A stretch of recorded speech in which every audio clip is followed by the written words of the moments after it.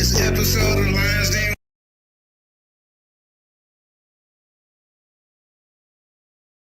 was brought to you by Common Sense. I can explain it to you, but I can't understand it for you. Welcome to the Lions Den, 144 men on the rise again. Yes. And you better show some intellect. That'll be the only way a nigga ever get respect. Real. Welcome to the Lions Den, 144 men on the rise again. Yes. And you better show some intellect. That'll be the only way a nigga ever get respect. Called you to Jeremiah, I'm finna bring the fire. Cause on the second turn, you don't crucify the Messiah. Roaring like a lion instead of being defiant. You better come together and try to form an alliance. Black Jesus minister, new heavy camp. Finna turn the lights on instead of using a lamp. They try to with us, but they leg is catching a cramp. Hebrew Israelites, now that's the name of the camp. That's a divine prospect, shout out to the brother Ron. When they see the Hebrews, other ideologies run. Then apologies come, forever calling us dumb. Bringing all of the facts and leave them silent and numb. So Kwam Yasha Allah, call up Danya Allah. We got no problem, tell the truth and we follow. Got skilled debaters, like Michael Edwards. We never gon' run, PowerPoint, we bring the lecture. Welcome to the Lions Den, 144 men on the rise again. Yes. And you better show some intellect. That'll be the only way a nigga ever get respect. Real. Welcome to the Lions Den, 144 men on the rise again. Yes. And you better show some intellect. That'll be the only way a nigga ever get respect. We see you talking down when you're doing your interviews. We got a multitude of knowledge, so how could we lose? Used to be in the gang, so I give them the blues. Welcome to the Lions Den, we deep when we face you. I know it's hard to understand your ancestors was a slave, but challenging biblical knowledge, homie, we did great. Intellectually, I know you really hear me, you're standing right here next to me. King. Yeah, you gon' get this work. When a father don't spend his time, that mean he fit this curse. We the people like it or not, take a look at your block. The rise of AOC, Masharaya, Sha'ala, cause we got it on lock. Identified through our conditions. Try to label us African without permission. Never laying down, tapping out, no submission. See us in the streets every day, we on a mission. Welcome to the Lions Den, 144 men on the rise again. Yes. And you better show some intellect. That'll be the only way a nigga ever get respect. Real. Welcome to the Lions Den, 144 men on the rise again. Yes. And you better show some intellect. That'll be the only way a nigga ever get respect. Real. We get a certain type of treatment in the conscious community. We get a certain type of treatment in the conscious community in which you are at the forefront of, Sarnetta. So what we're saying is that we want to have a dialogue and discussion about what is good for black people and what should we be dealing with within our communities and our faith. Man, we wanted to have an intelligent conversation. So why don't you invite? Stop complaining how people move, just stop dealing with them. Fuck talking behind their back, just stop chilling with them. Being fake gon' make it worse, don't try to. Okay, once again, putting it down for you and yours. This is another episode and session of the Lions Den. And I am Brother Mala Akaya, aka Baby Hebrew, aka Brother Maliki. I love that M-A-L-I-K-I spelling of my name as well, Malaka or Maliki. But anyway, look, you are now tuned into one of the hottest, if not, the hottest, talk show and talk session, whatever adjective you want to put in front. Bottom line, Lions Den, no holds barred. We come with the rough, rugged, and raw here. We come also with the niceties and also the rebuilding and restructuring of all things as well. But when you roll with the Lions Den, you roll with the pride. P-R-I-D, because we're always permanently ready and destroying evil, starting with our own. Okay? Here in the Lions Den, you get a wide range of individuals, talented, gifted, some edgy, some not so edgy, already willing and able to talk that talk and say what needs to be said, how it should be said, and should be said. The truth. The divine truth. Now, we always come, my man, the man ready to keep it raw, JTR, Yeshai Dog. We come from a biblical standpoint. And we're going to always keep it biblical, but we're also multifaceted. And I'm going to show you that, we're going to show you that today. We're gonna show you that today as we talk about Kanye Redemption. Yeah, we got Kanye West been in the news for about a hot minute now, but and we're gonna talk about him. When I say we, I'm gonna have the panel be open up early and everything else. But in the meantime, in the between time, however, please understand that when you tune into the Lion's Den, you're gonna get the five eyes. The five eyes that compose and make up the Lion's Den. First, we're gonna and these five eyes can be put in any order. First, you're gonna get inspiration. Meaning what? Inspiration to be able to get up off your duff after you finish watching each and every broadcast that we come with and go out here and be able to see that everything that we articulate, everything that we communicate here, all right, is always provable because we come with sources. Now, if you choose to reject those sources, that's on you. But in the meantime, in between time, we're going to produce our call. We're going to produce our evidence. We're going to prove all things left, right, and center.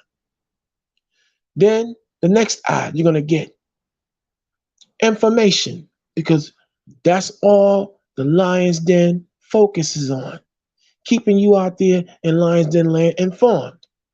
As you can see, there's certain broadcasts that come on in the morning where the gentlemen on that particular train of thought come with science, they come with the metaphysical, they come with the esoterical discussions, they come with the literal, they come with a wide gamut. But I noticed that for me, I peep how they always come with, in certain instances that get me locked in, they come with the aspect of science and being able to discuss the reality of the Lord from a biblical text and biblical standpoint, but in the area of science.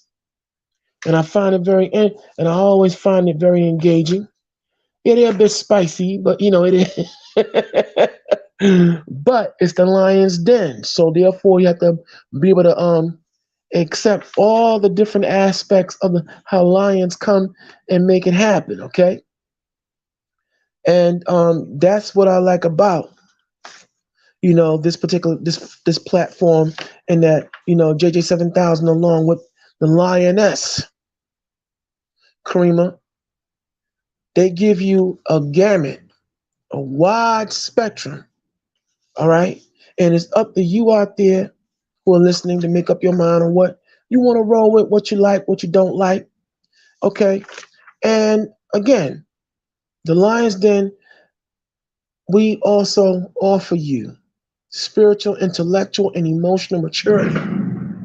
Sure, there are times we may have our knockdown, drag out, all out, rough, rugged, and raw battles and entanglements. But at the end and start of every day, there's still a respect.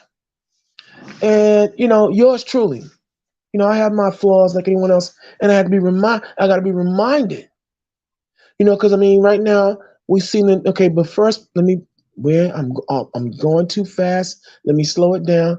First, I want to give an honor to the Lord in Christ, Yahweh, Yahweh Shai. And for those there are those who may say Yah and Yahshua, and some of you may just say Yahweh only, or Yah only. But whatever, I give an honor to the Lord, from whom all positive thoughts flow.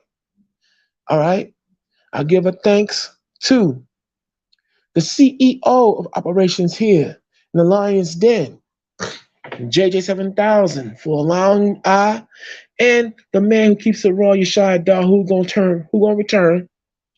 Just stand by, he'll be back. But he's still in the building with all these different titles that we come up with. All right. I give, JJ 7000, thanks for trusting us to be able to come here in the Lion's Den and lend our statesmanship to the platform and to the this wonderful, hottest thing going, discussion and talk show, the debate league. Like I said, whatever floats your boat, you put the action adjective and description that you want to use. And I thank him for allowing us again to be able to come here. And I'm going to dedicate, you know what?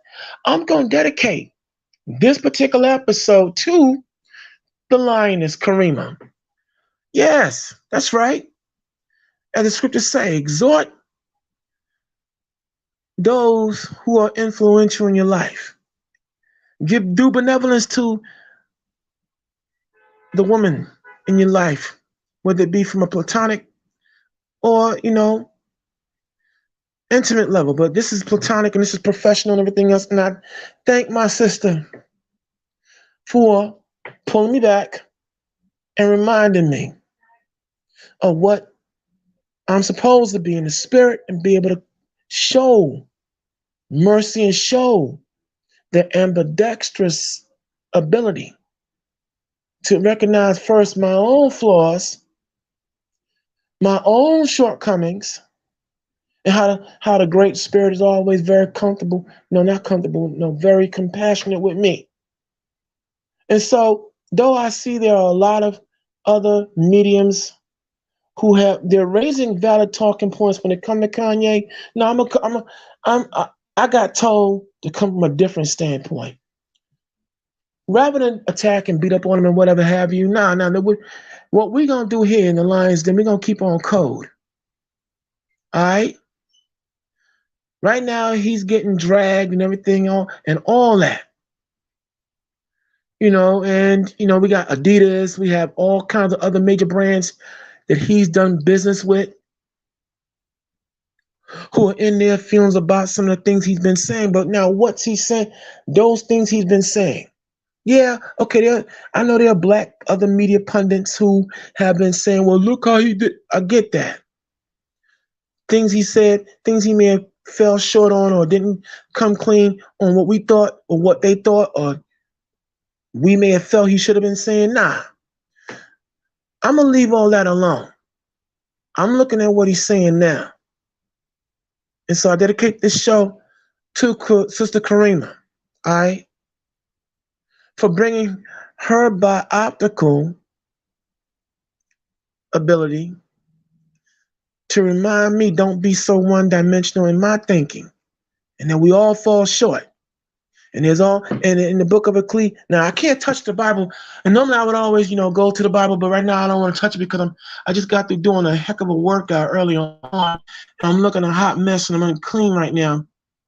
So you can see what I'm looking like. I'm not BSing. Like, yeah, I look a hot mess, right? So that's enough ugly. I won't scare y'all no more. So my thing is this here, yo. Timing is everything, as the CEO, JJ 7000 always says. Timing is everything. And I'm looking at the timing of all these criticisms that Kanye West is getting hit with. Now, it's funny that when he was rocking a MAGA hat, it's funny when he was talking about he don't think reparations should be given. It's funny how when he was saying all those things, Adidas, Nike, nobody wasn't saying jack bone, nothing. But as soon as Kanye is talking about all the BS that is going on in the music industry and all other industries that a certain demographic of people tend to control, tend to make millions trillions in some instances off of our work and our labor. Now it's a problem. Now he's anti-Semitic. First of all, it's not anti-Semitic. It is Shemitic, okay, coming from the name Shem, which translated just simply means name. How can Kanye be anti-Shemitic when he is Shemitic? Right. See, what we're gonna do is kill this whole trick bag of the anti-Semite. First of all, you can't be.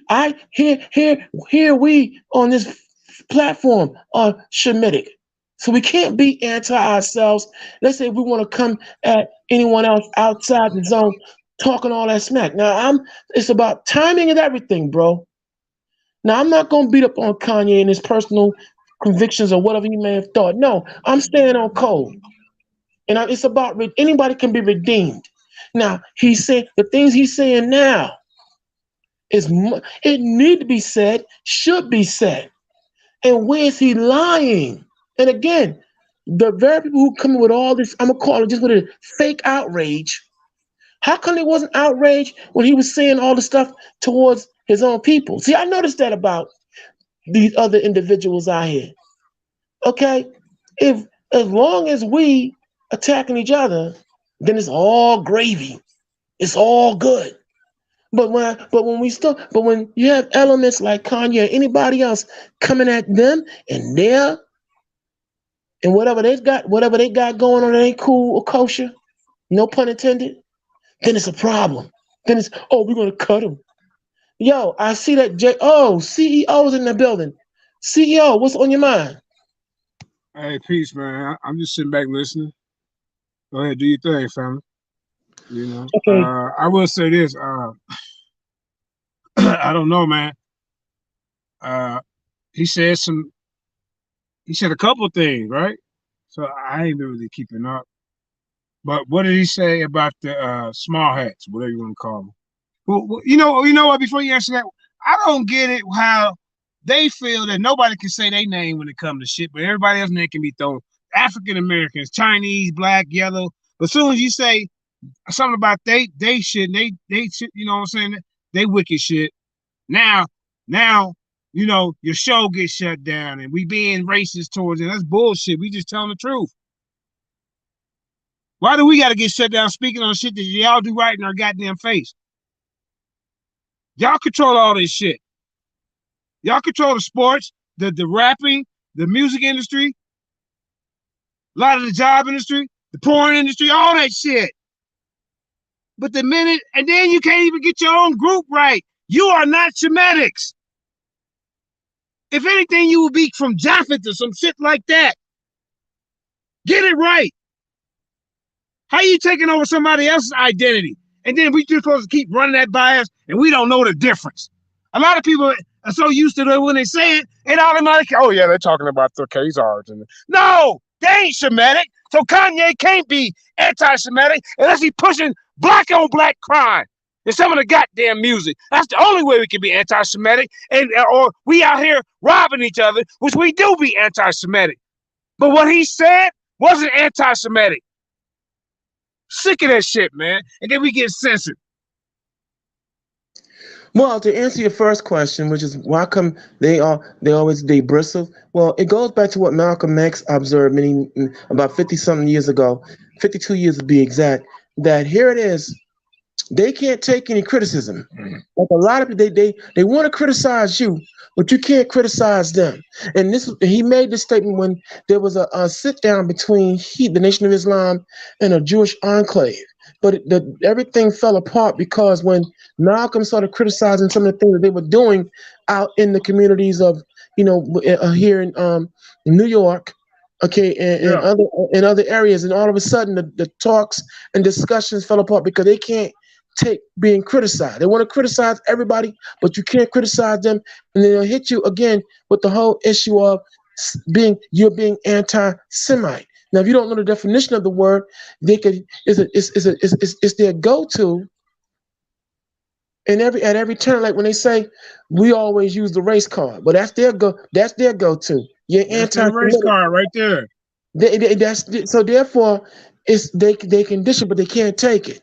But again, everything that Kanye said. Okay, let's look at what he said. All right, first it goes back to a beef that was going on between he and music impresario, bad boy Sean Puffy Combs or Sean Diddy, right, whatever name. He put in he says to Sean, and the quote was that look, you letting the Jews control you, and you trying to come at me, and so on and so forth. All right, boom. That was number one. Then he started saying, well, wait, how can I be Whoa, stop right there. Whoa, so Puff Daddy went back and told on him, didn't he? No. It was a public. They had been going back and forth. I forget what it was that that started it. But I do know that when Puffy, yeah, oh yeah, it was talking when the whole issue of between Puff and Mace and the Roy Mm-hmm. issue, it conflagrated, a fancy word for things got big. All right, Mm-hmm. and Kanye gave his insight on the issue, and then the next thing you know, Puffy shot back something to him, and then Kanye shot back. Well, you got them controlling you, and here it is you coming at me, so on and so forth, and boom, boom, boom, blah, blah, and next thing you Yeah. know, he's anti-Semitic. But then when now it's now I'm just peeping something now. However, when Kanye was with the White Lives Matter T-shirts and all that other stuff about 2 weeks ago, before that whole thing, this what we got going on now, nobody was saying nothing. I mean, I know the black community felt some kind of way about it, but I was peeping what he was doing.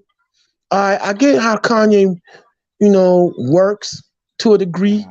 That's why I got reminded. So, in my talks with, Karima, you know, it was like, okay, yeah, yeah, yeah, yeah, boom, boom. Let me fall back.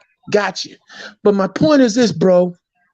Look, here it is now. You know how you know what I'm gonna say? What they couldn't do fully to what they did to Bill Cosby and some others, Robert Kelly, R. Kelly, and so many others, they want to try and absolutely strip Kanye if they can. That's why I'm saying I'm gonna stay on code and just They call him out. they Because they they the Adidas took the deal from him, right? So now they you know say, what now, bro, is I that a gotta lie? okay, I'm sorry. Bro, Is I it, gotta tell this to you. All right, listen. Adidas took that deal, right? But you're taking the deal from the man, and this man generated 11 Kanye's sales alone, 11 billion. 11 billion. All right. Right. So Now, listen, but look, when they took his money, guess what they broke him down to? 400. 400 million. The 400 probably represents 400 years of slavery. That's how, when I seen it, that's what came in my mind. Now he broke down because he lost that one deal. He down to 400 million. I mean, that's still a lot, but you know, that's half of his goddamn. They took half. You see? well, actually, if you don't mind me correcting you, actually, when Adidas breaking, letting him go, they're cutting him. I think this is what, and I think I can understand why he upset. I His sneaker or whatever else he did in endorsement and generated $11 billion, but out of $11 billion, this man was only seeing $675 million. That's a lot to Oh you and I. But wow! come on, but hold up, out of Come 11, on, man. whoa. So okay, so I see where he coming from. You How damn you right, man. how you gonna have my name, my brand, and everything else, and you get it generates 11 bill, He and don't get 3 billion out of it, fool. Oh shit, six point hold on. five. Y'all get less. What the hell? Yeah, so hold up. Then the whole thing with Nike and all the other products. Look, he's not saying when it comes to that. Listen, bottom line is this here, right? It also goes back to he also mentioned Liar, I think his name. He got the right name too. Liar Cohen, I think it is. Yeah, Head of Def Jam. Yeah, yeah. yeah. So Lion yo, Cohen. right, right. So You he's talking about the Israel, the tall is Israeli, right? yeah. Yeah, So that's so him. That's what they call him. so That's what they call him I know in they the do. industry. Yep. Yep. So it's a host of things. So there are, I mean, even though I got nothing but enough respect for OG Willie D of the Ghetto Boys and a whole host of others. Look, I'm not gonna jump on this dude, man, because like I said, it's about staying on code. Because no matter what they do or say, among other, they don't come against their own against publicly and everything else. So when I say Kanye redemption, I'm coming from the spirit of Galatians, the 5th chapter, when it speaks about the fruit of the spirit, where there is forgiveness, there is meekness, there is kindness and understanding. Listen, man, I understand also, considering the fact that I'm dealing with mental health issues. After his mother died, something really changed in the brother. You know what I'm saying? And throughout the years, despite his personal choices, where he at, what he doing, or who he doing, That's not the big picture for me. What he is saying, I have to rock with. Corporate America has been ripping us off royally, non-stop. Okay, even though he was on the fence about the issue of reparations. Now, I guess, with this happening, he gets to see, first, no, hold up, this got to stop. So the way I'm looking at it, I'm hoping, and I gotta say this, man, anyone want to join this conversation as it continues, you're more than welcome to join. But be warned, we're not going to deal with troll. We're not going to deal with foolishness. Come in here with compassion and understanding. Like the spirits, because I'm all about, sure, we can come with a double-edged sword and say, oh, he getting what he deserves and blah, blah. No, come on, man. We all fall short. Yeah, okay, sure. Some may say, oh, he sold us. Okay, I get all that. But, what about redemption? We all fall short. So this is the angle I'm coming from. Whenever they talk about us, man, I'm like, wait, y'all didn't have no outrage as long as he's pointing the finger at his own. But when he's pointing the finger at y'all and you're ripping people off, okay, this is why you think Michael Jackson went through what he went through. See, when Michael Jackson back in 1987 took $47 million of his money, and I know y'all, like I said, y'all may not be into the zodiac, but I always got to go to Virgo. Michael was Virgo to the fullest. Oh, sneaky. But anyway, he took $47 million of his money and used a dummy corporation, okay, to obtain, at the time, both the Beatles and Elvis Presley catalog. Then, when they recognized it was Michael who had made those purchases, along with also putting himself in position to own half of Sony and Epic, and then he was, and hold on, with just $47 million. Michael pulled the grand ultimate spook who sat by the door. Now, there were those who were saying back then, oh, he wanted to be white, blah, blah, blah. You don't know anything. This is what Michael Jackson did, though, with that move. With that one particular move, Michael, all the black artists who he grew up watching, who got ripped off, he sold back their rights to their music for $1. Furnishing Little Richard the Platters and a whole host of others to be able to finally eat, where you had Sony and all the other companies jobs. Yeah, I'm speaking on that though. Yeah. So we gotta talk about this thing, man. Right. And see, Michael, so this is what Kanye is seeing. This is what when you go in, right? You have to understand what you're dealing with. When you put on your suit and your tie, whatever apparel you put on, even in the Lion's Den, when you come here in this meeting, you got to come dressed and ready for battle. So the bottom line is Kanye is looking at what not just only Michael did, but then Prince, although they're not here now. See, there's certain reality. I won't go there. I can't prove nothing, but look, it's timing is everything. This is why throughout the years with Michael Jackson, he got killed publicly. He's a child molester. He's a rapist. But what they were really stewing at was the fact that Michael owned 235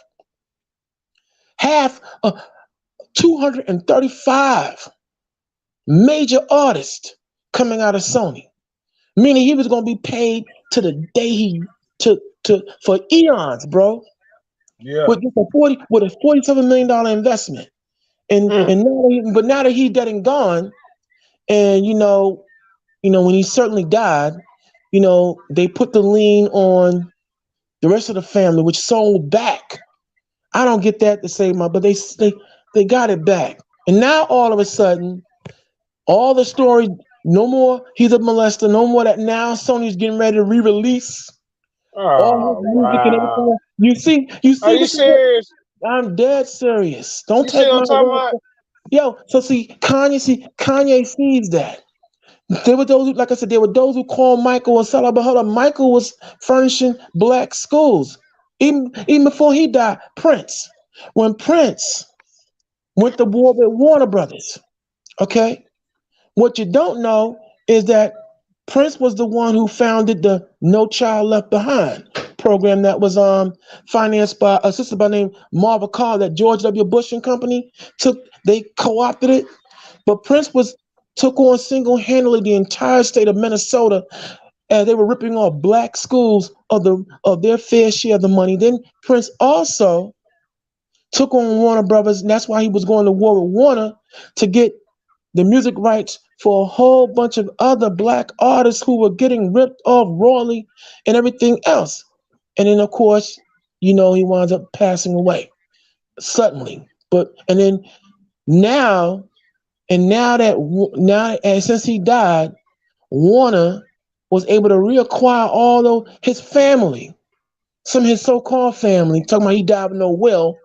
They sold it all back to them for $300 million, but he was worth billions. But my point is, why the fuck would they do? Why they can't be that dumb?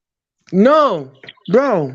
I'm talking about Michael. Wait, we talking about who Prince family or Michael Jackson family? Both. Okay, okay. Some of the Jackson family sold back to Sony. Sony reacquired the rights through. Yeah, now they wish to re-release it. But it wasn't them. But it wasn't them directly. Let me be careful what I say. But I forget the lawyer. It was a particular lawyer. I forget the lawyer's name. This lawyer, who was made the executor of Michael's estate, sold all of it back. Yo. And then with Prince, they claim that he didn't have a will. Now he had all this money for everything else, his style, his clothes, his more, but he ain't have no will. Wait. Today is what? Tuesday, right? Yes, sir. Wednesday. Today Wednesday. Why is this guy talking about it's the Shabbat today? Oh. What kind of Shabbat? I think the brother, he follows if he's saying it's the Shabbat, I think they go by a Gregorian. I gotta still get back up on my site. Is that Mississippi? Is that Mississippi? Because Mississippi, he just being a troll. Okay. He just all right. Well, as usual. But hold up, man. October 31st coming pretty soon. Remember, we ain't forgot about your prophecy. You thought we forgot. You said it's going down. Everybody better meet up in Mississippi by October. Now we started to get on you October 1st, but then me and JT, and we said, no, we ain't gonna sit until after October 31st, midnight going on November 1st. We on you. We better see some kind of prophecy, or you a false messiah, bro. Real talk, man. You can't be playing with this, man. So you can kiki and kaka and the audience all you want, but what about your prophecy? How you want people to come follow you? Never been a stalker. He's stalking his brother. Well, you know what I'm gonna say, man. Listen, you know what? It's not like I'm serious, man. If that's Mississippi, we ain't forgot. Well, you know what? On this show, I can be bipartisan enough to say, when it comes to even Mississippi Jesus, welcome, bro. Welcome. Okay. Hey, I ain't welcome no guy. But hold on. Let me allow me. Like I said, hey, Mississippi, I even got a new name. I got a name you can use for me too. How about Baby Sweet Brew? But moving on. Moving on, right? That's right. We didn't already talked about him. Just let him be a troll. But he ain't gonna let that affect him because he over there listening. Every time he come on, he's still listening. Nah, man. I'm talking about that damn prophecy. But listen. Wait till JT come on, man. Me and JT ain't letting it go. We're gonna rewind the tape, what he said about the prophecy, and you said in October. I remember that. Yeah, so you got how many days left? About 7? Today what, the 26th? Yeah. How many days is left? 6. 6 more days.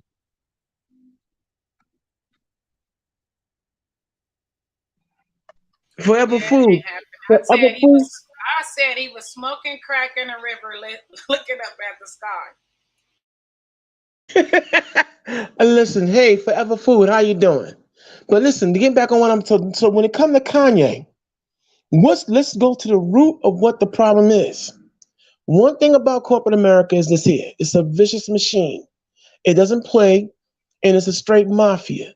And if anyone they have been vampiring off decide to kick up dust, because see, bear in mind that Kanye Prince, the artist we once knew as Prince, and Michael Jackson. Whose business schematic have they been following? There was two music artists who wound up dying under, very questionable circumstances in their day, and that was Sam Cooke and Otis Redding. They were all heavy about owning the rights in the entire structure of having their music, our music, be the beneficiary. Well, we the principal and chief beneficiaries. Why are these music companies, able to come in, muscle in on their talent, and then get the bulk of the money? Because they're just merely distributing it. So they were about getting on the whole distribution game and ownership, and we know that Sam Cooke wound up getting shot to death under questionable circumstances. And we know that Otis Redding somehow conveniently died in a plane crash. But, like I said, I won't get into no conspiracy. I'm just saying timing is everything, as you say, CEO. But the bottom line is now Kanye, is seeing, hold up.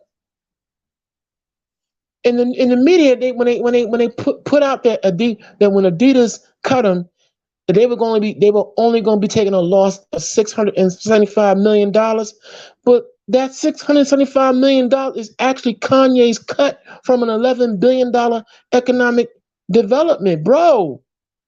So Nike and all the other companies that he has been doing business with, I'm going to put aside all the wholesaler. I'm not even worried about that. I'm not looking at the MAGA. I'm looking at the timing of it all. Okay? As soon as you decide you don't want to be the devil's whore anymore, or have the devil trying to pimp you, now it's a problem. Now he a problem. Oh, now he's anti-Semitic. But where was he being anti-Semitic at? When he said to Puffy, you're allowing them to control you. First off, who goaded Puffy to make the comments he made in reference to Mace? But those who control him. Because what Mace was saying is not a lie. We know how Bad Boy Records was ripping off people raw. That's why the late Notorious B.I.G. was going to leave. Here he was writing for everybody, and they was paying him peanuts. Who owned all the rights to the freaking songs? Puff. And we know that if Puff owned the rights by name, we know who really was owning everything that financed the whole sector of Bad Boy Records. Man, come on, man. Come on. So we gotta look at timing is everything. And just like this is why when you had Suge Knight, Irv Gotti, I'm gonna use their stage. Suge Knight, Irv Gotti, I forget the others who were involved. When they were getting ready to make a move where they were going to try to come together and do a conglomerate to own and get everybody under one umbrella, black artists that is, you saw an immediate reaction to knock them out the box. So when I say Kanye Redemption, look, I'm all about, as another voice out here, Risa Islam said, I'm all about loving my people more than they hate themselves. So I'm all about, and then here it is, I'm going to give credit, continue to Lord her throughout this entire broadcast, Karima. The Lord put the spirit on Karima to tell me, yo, bro, chill with all the double edge, man, and all the other, now it's time for, as Ecclesiastes, the 3rd chapter tells you, it's time for all things. It's a time to destroy and it's a time to rebuild. And this goes for anybody. So if let's say we don't reach Kanye per se, all y'all out there who might be considering, be careful, do your due diligence before you take a step into these zones and know exactly what you're getting yourself into. Because now he's coming clean, letting it be known, here's the deal. And I'm gonna say this here, I hope nothing happens to the man. All right, like I said, I'm not. My judgment is based upon how the Lord feel, but at the same time, though, He said, and I quote through Christ, "Yo, all manner of sin can be forgiven except the blaspheming of the Holy Spirit." All right. What's in Kanye's in me. I'm not going to sit up here and be Mr. Holier now because I still have my issues. So the bottom line, we got to look at the timing of this show and stay on code. If we got beef with Kanye, if I got some way to, if I'd rather be able to meet him, say it to his face behind closed doors, rather than get out here like some of the other media pundits are doing and browbeat him and beat and pummel him. We don't need that. We've seen enough of people doing at the mic to Prince and all them, and now look at the end game. So let me see who's talking. Let's see who's talking.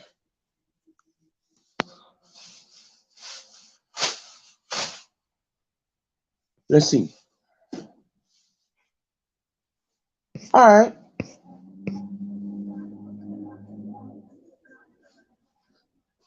Okay. So Aisha Fari, why do rich black men feel they still need the white man? Well, I don't know. How about this? It's not that we feel that we. Well, I won't. Let me stop. Let me not say we. No, keep reading. Keep reading a little bit of his comments. Go up a little bit, and then you get a better understanding of what he's saying before you just stop there. Oh, okay. I support him even if his message is off. I got you. But actually, even on this one comment, Kareem, this is what I was going to say. To be truthful with you, Aisha Fari, yo, they need us, not we need them. Believe it or not, there are a lot of rich black men that know they don't. See, Kanye know he don't need them, but they need him. But but what they always do, they'll line up their wagons and they'll get on code immediately and be willing to take supposed L's to get at anybody who tries to throw their gravy train off. They need us more than we need them. All right? But here's what I would advise anybody out there, if you are listening and you about to make a power move, you better go the route that Cat Williams. This is why Cat Williams has been on the fire too. Don't get no partners. See, that's what we go wrong. Aisha, this is what we go wrong when we feel we want to bring in everybody else as partners. We don't need them, but they always say it's a game. You got to play the game. Listen, we ain't got no time to play games. So what Cat Williams did, this is why Cat been under fire for the longest as well. Cat was able to negotiate deals of his own with everything being solely his. Okay, I won't sit up here and try to discuss the particulars, but the bottom line is, dude did it. And of course, by the time the dust cleared and all the ink dried on all the contracts, it was ironclad. He couldn't be touched. That's why when you read the credits and whenever you look at any of his whatever's out there in cyberspace or what have you, solely his. These bloodsuckers, these vampires, they need us. We don't need them. However, you do have certain voices, Aisha, that tend to tell us that we do need them, but we don't, but they need us. And the bottom line is, yo, check this out. Real talk, man. There's a mafia in every aspect of this thing, man. And one thing about this, again, this corporate beast, they not gonna have nobody making money and they not getting none. Or if they make the money and you start bucking up because you recognize, hey, yo, this is not my fair share, and so now it's gonna be a problem. And you have to understand that. But as I'm able to see things bioptically, I'm gonna say this here, yo. If I was in Kanye's position, cut me. Go ahead, cut me. Go round ahead. Let me go. I'll take that $675 million. I'll take from Nike whatever other 9-figure 9 figures he's entitled to. Take all that. And I'll go ahead on and do what I have to get done. Okay, if they're cutting him, they can't sue him and say he's breaching a contract. So it's all in how you do things. You know what I'm saying? That's how I look at it. Let's see. Let me see who else is talking. Baccaraya, chosen one. Michael shouldn't have taken the deal. If you're talking about Michael Jackson, Baccarat, listen. Michael should have taken the deal. Let me read. If you go back to 1987, check out the deal that Michael made. He put up $47 million of his own money. You know, at the Thriller, in particular, sold and went through the roof. $25 million. He took $47 million investment to rock out with $1 billion plus return, bro.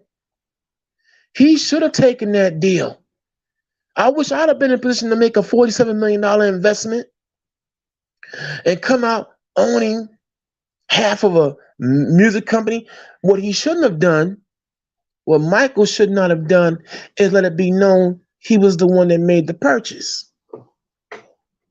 I got no problem saying that. Listen, sometimes Black folk in particular, we talk too much.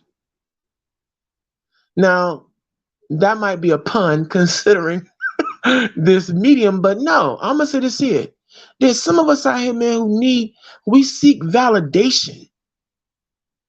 White validation. And we talk too much.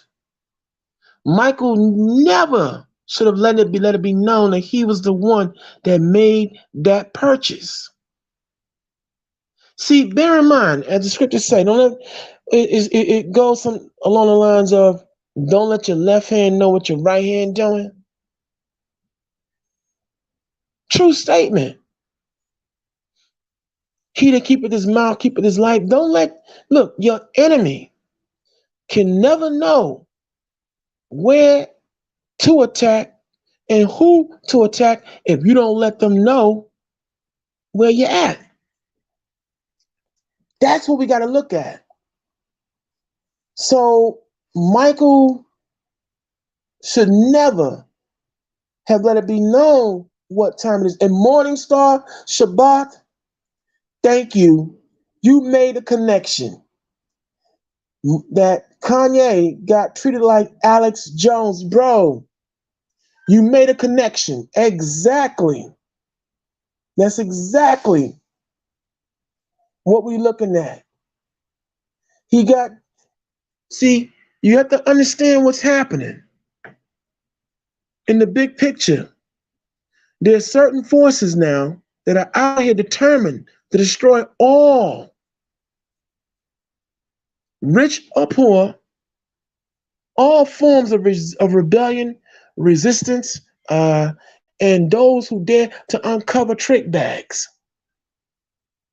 See, understand, as I said on the previous night's presentation, there's certain aspects of America that don't want to let us go as a people. Why? Because they're still benefiting from us. See, this is the true name of America is the United States of America, Inc. It's a business. And so there are those out here who make money off of us, and from the business of psychology, drugs, whether legal or illicit, who make money off of us through, pornography. I'm going to just name all the industries. Okay, music, whatever. They don't want prison. They don't want to let us go.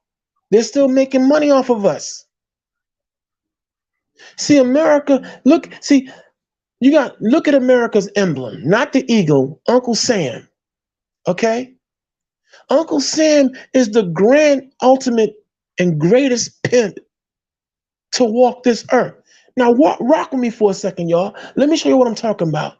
When you go check out Uncle Sam, look what he wear. He has his various styles of suits. You see the stars be around his neck because he got his bling bling on. If they still, I know they're not singing bling, they're not saying bling no more. And he got the pimp point. And what does a pimp and what does Uncle Sam always say? I want you. Let me complete the statement though. I want you to get out here and get me my money. And let's look at the fact. See, like me, I just call things as they are. Uncle Sam is the grand ultimate pimp because number one, here it is, he'll have you talking about you're a taxpayer. First off, I don't pay taxes. Why? Because when somebody else is taking my money before I get my money, that's not me paying taxes. That's me getting pimped. That's me getting extorted legally. Okay? And when Uncle Sam, and if you try to cheat, no, not cheat, if you try to defend yourself from Uncle Sam taking your money, he got an organization called I'm Robbing Suckers, IRS, to come down on you at any given time. So I understand what America is. I understand those who run it. Why they are so adamant to destroy anybody who reveals these things. Now, see, one thing about white folks, you can say what you want about them, right? Alex Jones and all these others, see, they quick to talk about when white folks are getting caught up in the mix. All right? So even their voices got to be stopped. Because Uncle Sam, he don't discriminate on who he rips off. All right? That's what it's all about. So the bottom line is, right, you have to understand that now as the Lord is revealing all things, we're living in the time of revelations, right? Everything is being revealed for what it really is. So Kanye West, when I say redemption, how about this? Let's say Kanye don't get rich, but at least those who might be thinking about going on that business path, be careful, because now he letting it be known. And I'm gonna say this again. It's funny that as long as he was talking about, oh, well, I don't think black folks deserve reparations. I felt some kind of way about that. But still, I'm looking at timing. As long as Kanye was wearing a MAGA hat, make America great, summing it up with the Republican Party, ha ha, hee hee, kiki. As long as he was saying, oh, I think, well, slavery, it's a choice. These silly Negroes made a choice. They don't want nothing. They're lazy.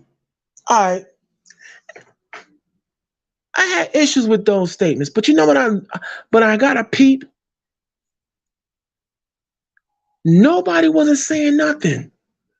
Where was the outrage from anybody else? But as soon as he goes into the whole issue of the gangsterism, the ripping off, the whole issue of those who make money off of us on a culture vulture basis. No, oh, now he's anti-Semitic. He's anti-Semite. We're gonna cut him. He's the enemy. But wait a minute. Wait, hold up. It's again timing. Where was all this again outrage when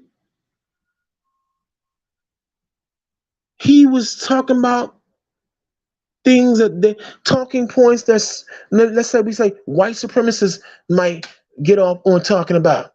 No woman's saying jack in the white community, the Jewish community, or any other community that feels some kind of way right now. They wasn't saying nothing.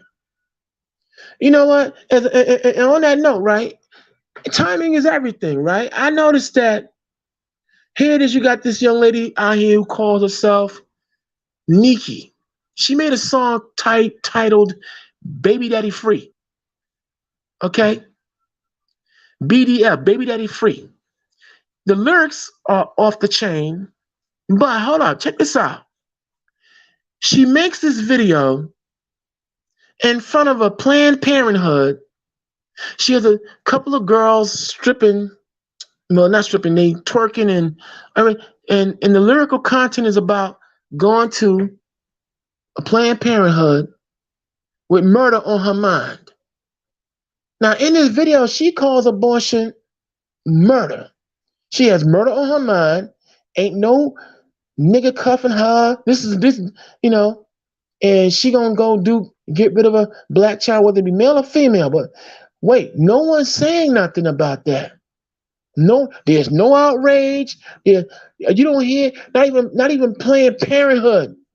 Those who make money off of that are saying anything about this video and the song itself. But as soon as certain elements start talking about eugenics and Bill Gates and how he supported eugenics and these serums that we call vaccines, your misinformation. Oh, but the destruction but the wholesale destruction of black life. And as long as black artists, you don't have nothing to say about it. See, timing. How people get outraged. Now let's see what's talking. Water Blue. Facts, brother. Stay on code at all times. That's right. Oh, Kanye lives in your city and state, Morningstar. Let me see who else is talking.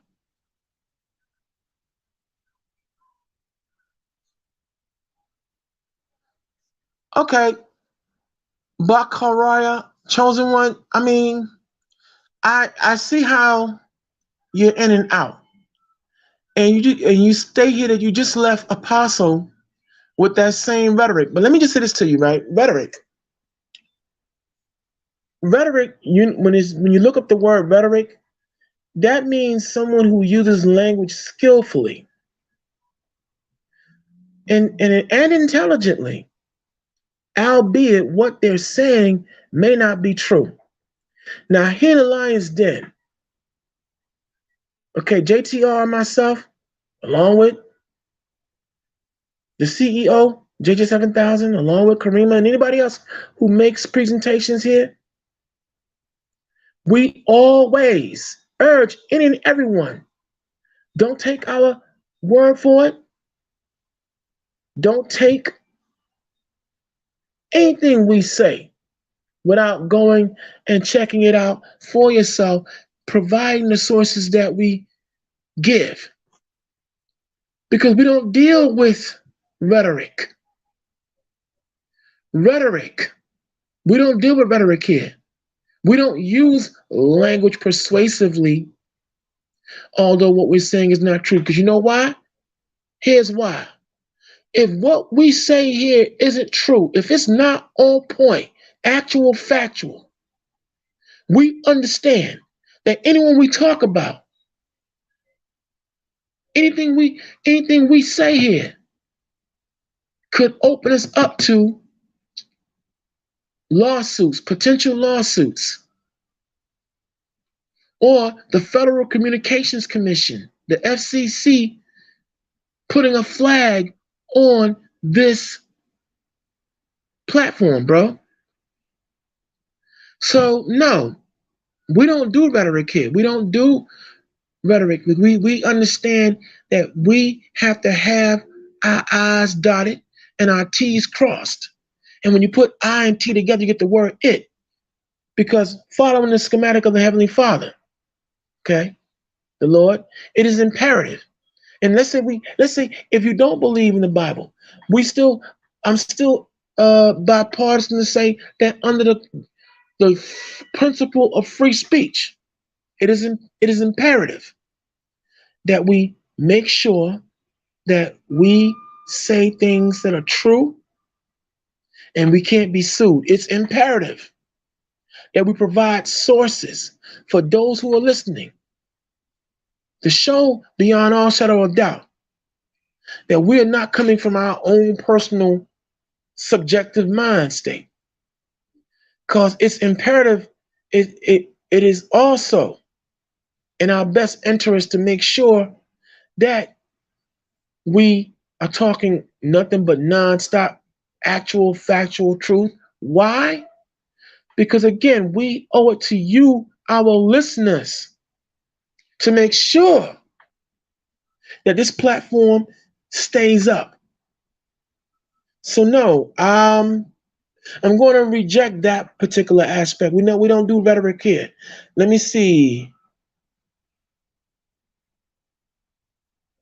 Water Blue. He knew exactly what he was doing, and he knew exactly what they would do. What they would do. The money he had before was just an asset. Now he forced them to give it to him in liquid. That's why he's a genius. Please, Pete. Exactly, Pete Game. Yeah, Water Blue. You heard why you hold up. Why you think I said what I said earlier on? All right, granted. Granted, it should be a lot more. But I wish they would talk about, hey y'all, we don't like you. If I was in some kind of position where they could say, Malachi, we don't like what you just said. You know what? We don't want to do business with you.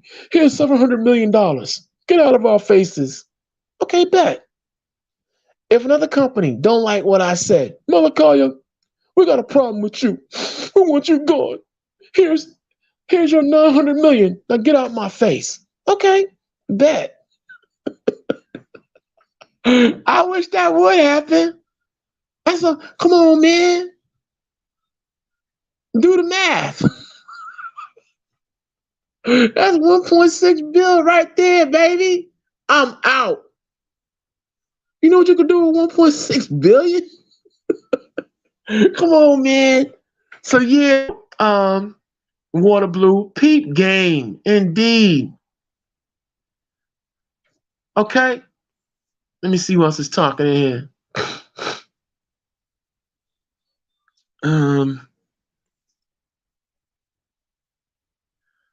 Forever food, everything in this world is a lie. You know what? I'm with you on that, Forever Food, but I'm gonna be cute right now. Everything in this world is a lie except the lion's den. That's me just being cute. I know what you mean. But no, we don't lie in the lion's den. Okay? If we're mistaken on certain things, we get somebody pull us up on the carpet and they'll give us the correction. But everything else in this world, you're right, is a lie. And that's why it's up to yourself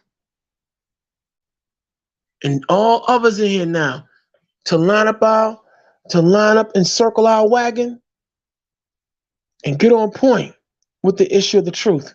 Because see, the truth is going to stand and lies are going to fall. And that's why I look at Kanye's, this whole thing with Kanye, it's opening up also the much needed revelation on what has been transpiring. And there's some who don't believe there's certain aspects of this thing from a demonic standpoint, satanic standpoint. Some people don't want to rock with that.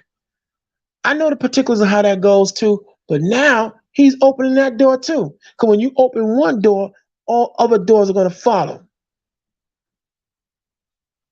So what we're looking at here now is, in the grand scheme of things, all things now in the spirit are now being revealed nonstop. All these lies are now being revealed. Okay? Okay, Morningstar Shepard, I got you. When it comes to Michael, yes, Michael Jackson, I've seen some of the insignias and some of the things he was doing, but don't forget he was groomed to that. And he broke it. When he came of age, he broke it. See, don't forget that all of us, I'm willing to sit up here and point out the fact that prior to my coming into the light and being given this wonderful resurrection spirit, man, I was on some real BS, okay? And I was enjoying myself I was having a hard time. That's why I had to get reminded before this broadcast went on to fall back with all the acid and fire and brimstone. And don't forget that we all fall short, and we all gonna have to go through that rigor of being resurrected, or we can be redeemed. But I was on some real. I'm gonna just say it like I like being evil. So now I had to get reminded, bruh. Let's be careful on how we come at anybody. Okay? Yeah, he was throwing those things up. Michael was groomed though. And you're right, Feather Fool, they were groomed. Michael, who else? Who else walked away? A lot of child stars were groomed young and they walked away when they got Jodie Foster, Brooke Shields, and so many others. Okay?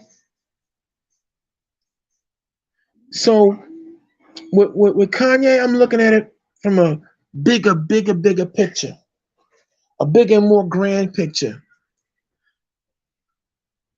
With his saying what he said, the very people he said it about are proving him absolutely right. Because hold up, if he was lying, why would they react? It would just be simply, here's what he's lying about, and they prove him wrong. But nope, they going in on him, man. All right. Let me see, who else is talking?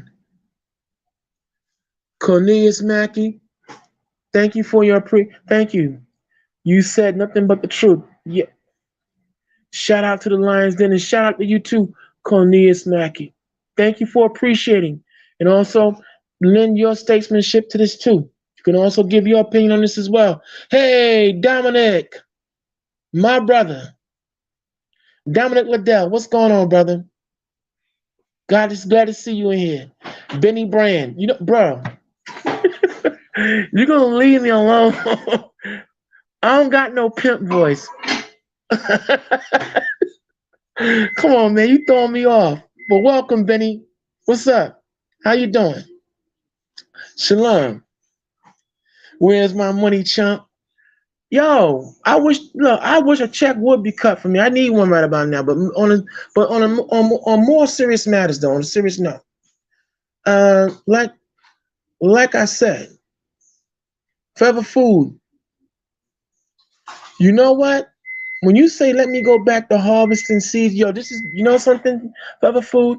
I'm gonna put this out to all y'all out there. We do need to start getting into, now more than ever, not only the spirit of the Lord and spirit of things, but also the spirit of independence, man. Know how to grow your own food. Know how to farm. Okay, wherever you may be live, try to get a little patch of dirt and whatever, a soil, and start learning how to grow your own food. Because we're in some times where these people, there's certain forces that are not playing. See, it's very disturbing when you look up the fact that Bill Gates owns almost all the majority of the farmland here in America. That's right. It's disturbing. Okay?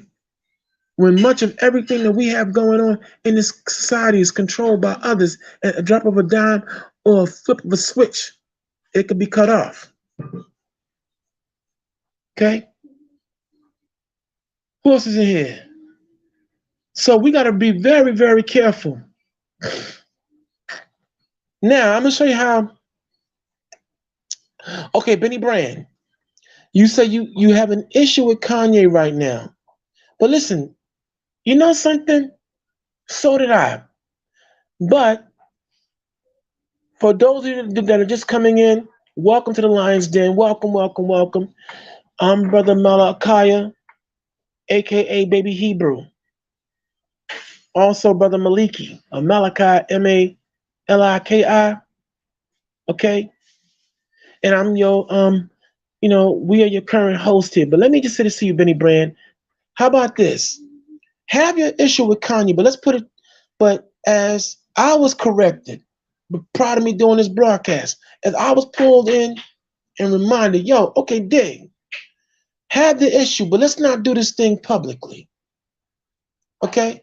And bear in mind that we can all have a change of heart, change of mind, and it may take certain circumstances to remind you or of who you're supposed to be. Maybe this is Kanye's wake-up call.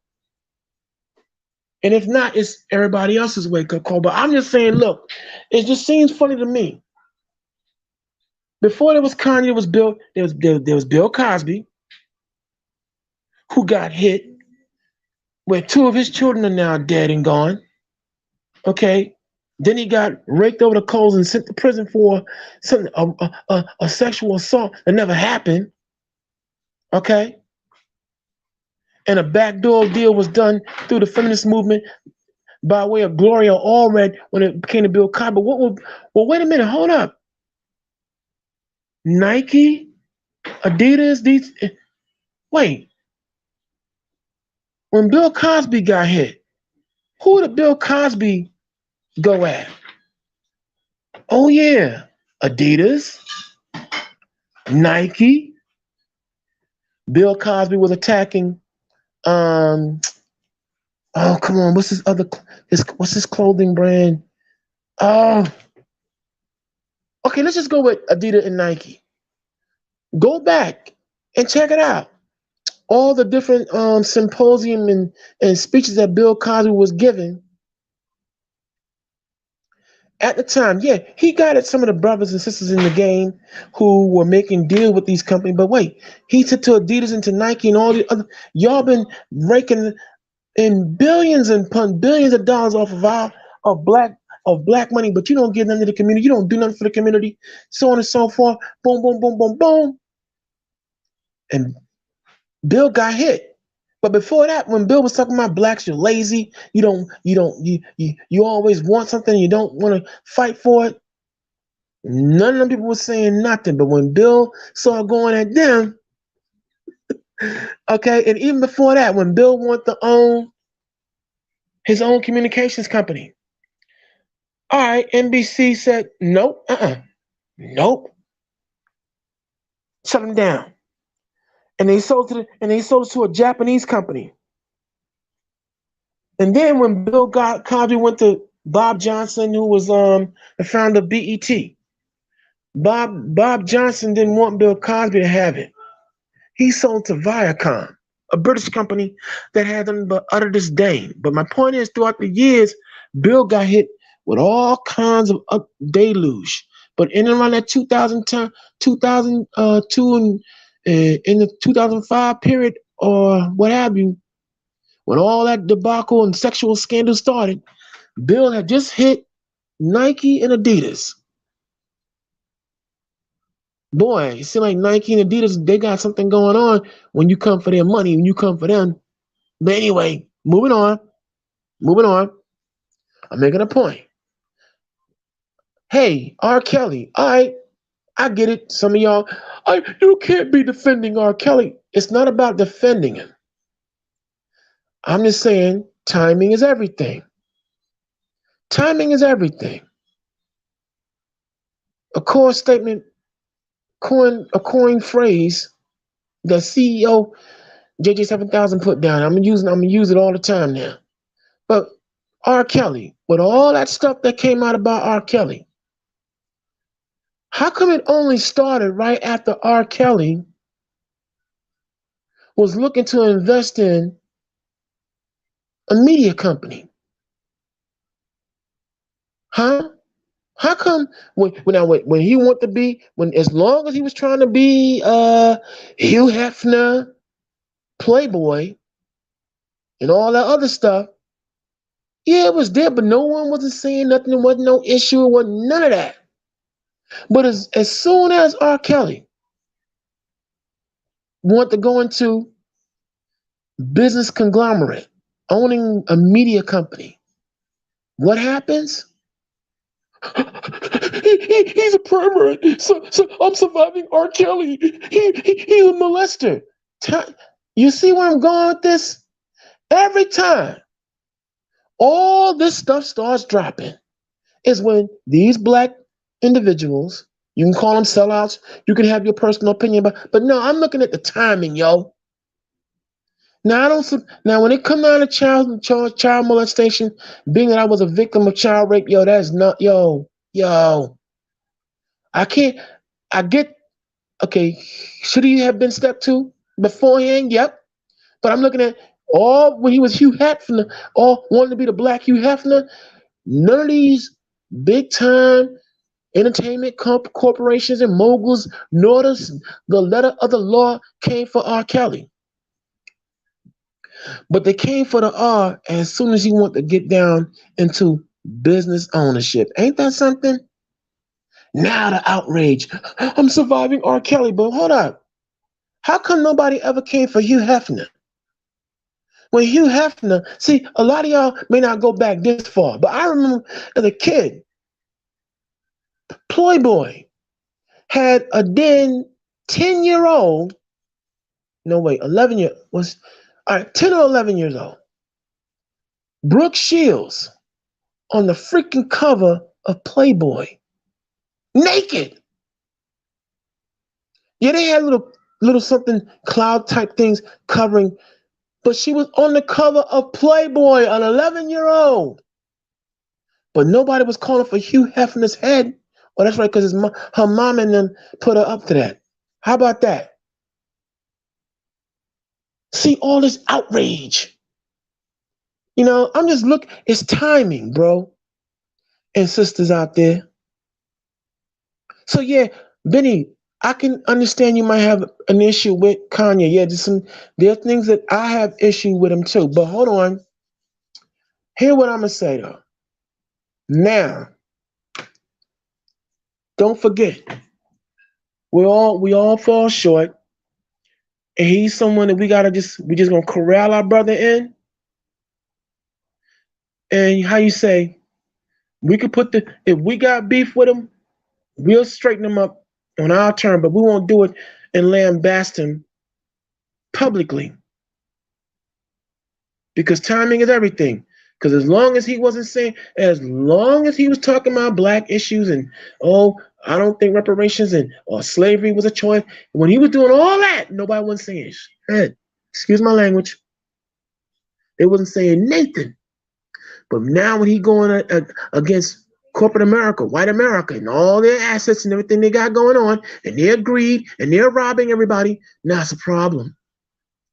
Okay, let's look at, because not only is it Kanye, look at Cuba Gooding Jr. Okay, you can have your issue with Cuba Gooding Jr. You can say whatever you want about him, all right? But you know something? I look at the fact that when it comes to Cuba Gooding Jr., when he got yanked, as long as he was, show me the money, and, overacting in most of his movies. But come on, he overact. He do, but still. I still rock out with Boys in the Hood. I mean, to this day. All right? But as soon as Cuba Gooding Jr.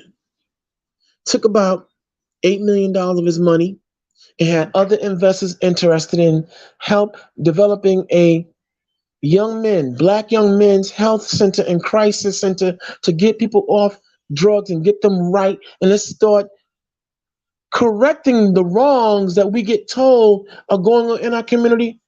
Cuba Gooding, he bumped up against me in a bar. He felt up on me. He molested me. Come on, man. I just peep everybody when they playing, when they're not, as long as they're not upsetting somebody's apple cart who's making money off these industries.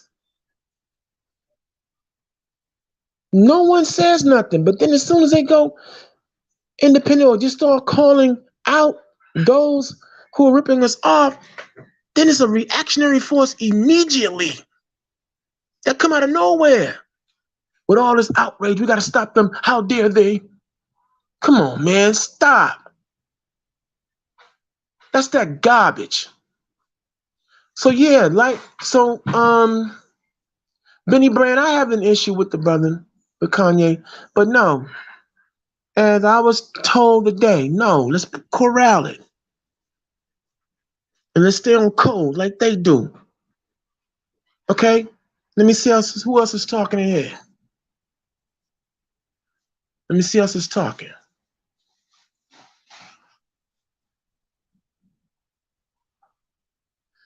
And to the urban Israelite, peace to you as well. Peace to you as well. Cornelius Mackey, that's right. You have your acre of land and you're growing your own crop. Good, good. Cornelius Mackey, and they killed his son. If you're talking about, and they killed his son, whose son? Cornelius, are you talking about Bill? If you're talking about Bill, not only did they kill Bill Cosby's son, Ennis, you know who else passed away in Bill Cosby's family? All of a sudden, out of nowhere, one of his daughters, and she passed away around the time when he was going in on Nike, Adidas, and all the other corporations that was making the Beats. Oh, those headphones, Dr. Dre Beats, and all that. When he was going in on all that, one of his daughters suddenly died of a so-called infection of some kind. I'm just saying. Can't prove nothing. Won't go into the issue of conspiracy, but yeah, like Ennis, we know, Ennis, that was an obvious hit. We know, Ennis Cosby was an obvious hit. Okay? So I'm just saying, all right, the urban Israelite, all the artists sold out. They have eaten out of the devil pot. All right, you know what, urban Israelite? Okay. I got you. And I'm gonna say this to you, right? Okay, I'll give you that. Let's say that is the case. They made a mistake in judgment, okay? But don't forget, man, we've all fallen short. So the angle I'm coming from here is, all right, I get that. But I'm not gonna I don't want to be here lambasting anybody without me first remembering where I was in life and those who thought I couldn't come back and I wasn't gonna come back. Huh? I'll go so far to say there was a point in this ministry as a practicing Israelite, with all the deception and all the evil that transpired and all the corruption that went down. I went out for 4 years, back in the darkness, willfully. I've been paying for it ever since, but my point is, I got reminded today. I too ate out the devil's pot and made a mistake. Forgot who I'm supposed to be serving and forgot who I was. But I'm back. So a lot of these artists, some who are now dead and gone because they woke up. See, understand? I'm going to say this here. Yo, there's a mafia in all aspects. Okay? So I get you, I get you, Yisrael, urban Israelite, but let's just, like I said, don't forget.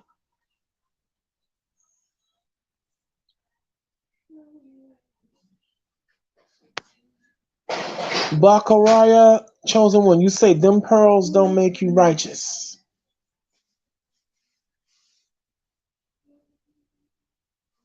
Where's JJ at with the Sabbath? Okay, that part is neither here nor there. But let me see what Water Blue. Let's face the facts. When you control media, you control the people. When you can, yes. When you cannot be essentially ball and gag, abound and gag, you can't be controlled. Remember, the chains are off. It's all about keeping the chain. Yo, Water Blue, you dropping it. You are dropping it. You are on point like a needle, because let's look at what media. stands for in this society, as far as I'm concerned. Media, the most evil devil in America. So now, how can the devil continue to lie to you if now you get a foothold and you get control and you can control your own content and what's being said? Huh? You gotta put you on point. I see, boy, it's good to see some of y'all in here thinking. It's so good to see people who think. Let me see who else is talking.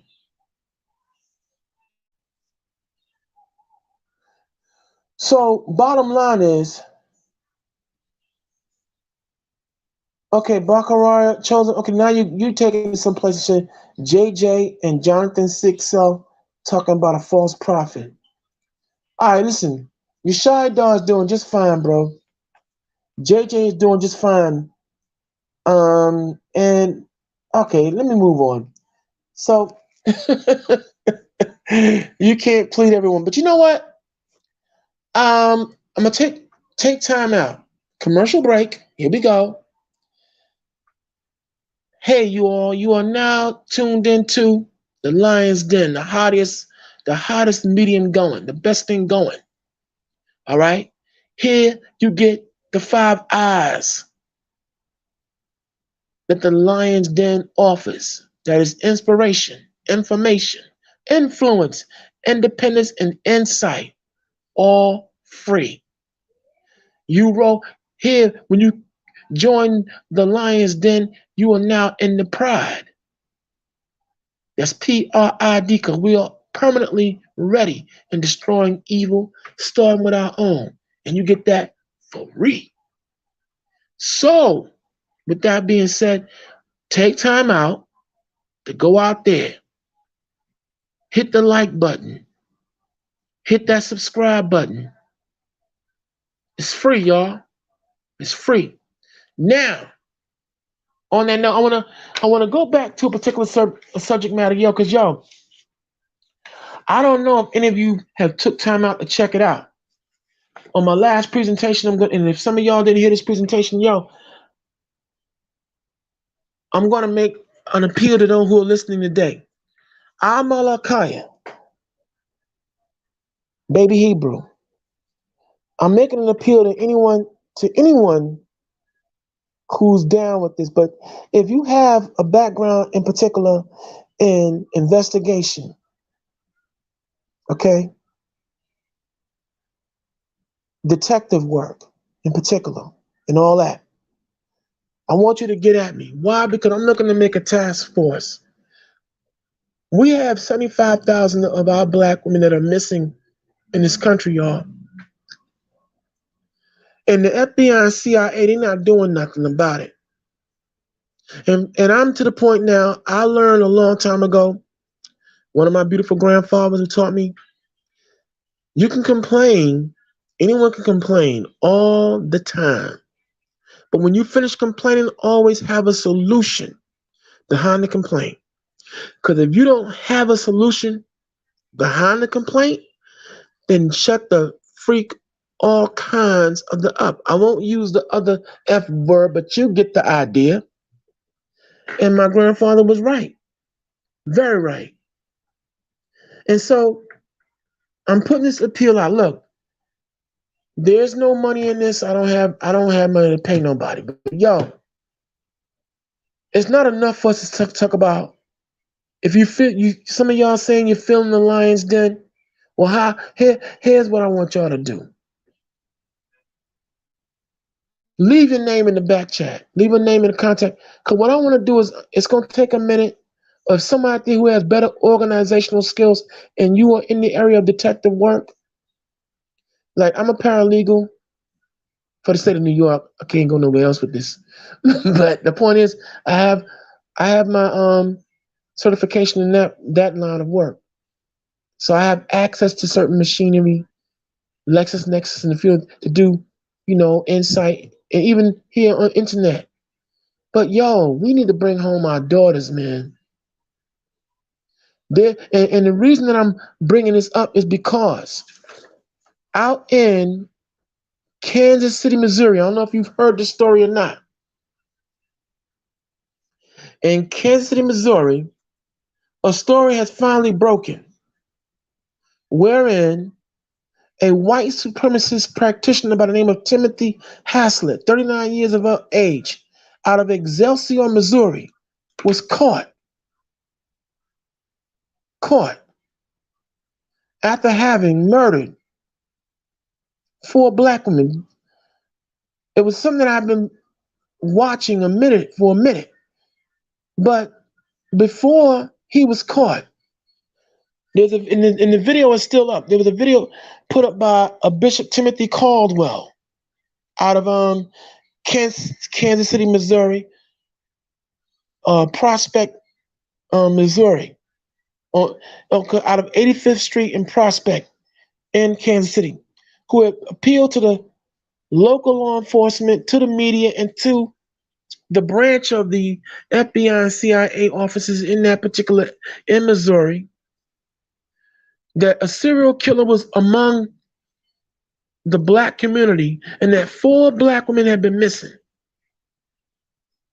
It just so happens that this fifth victim, if I got it right,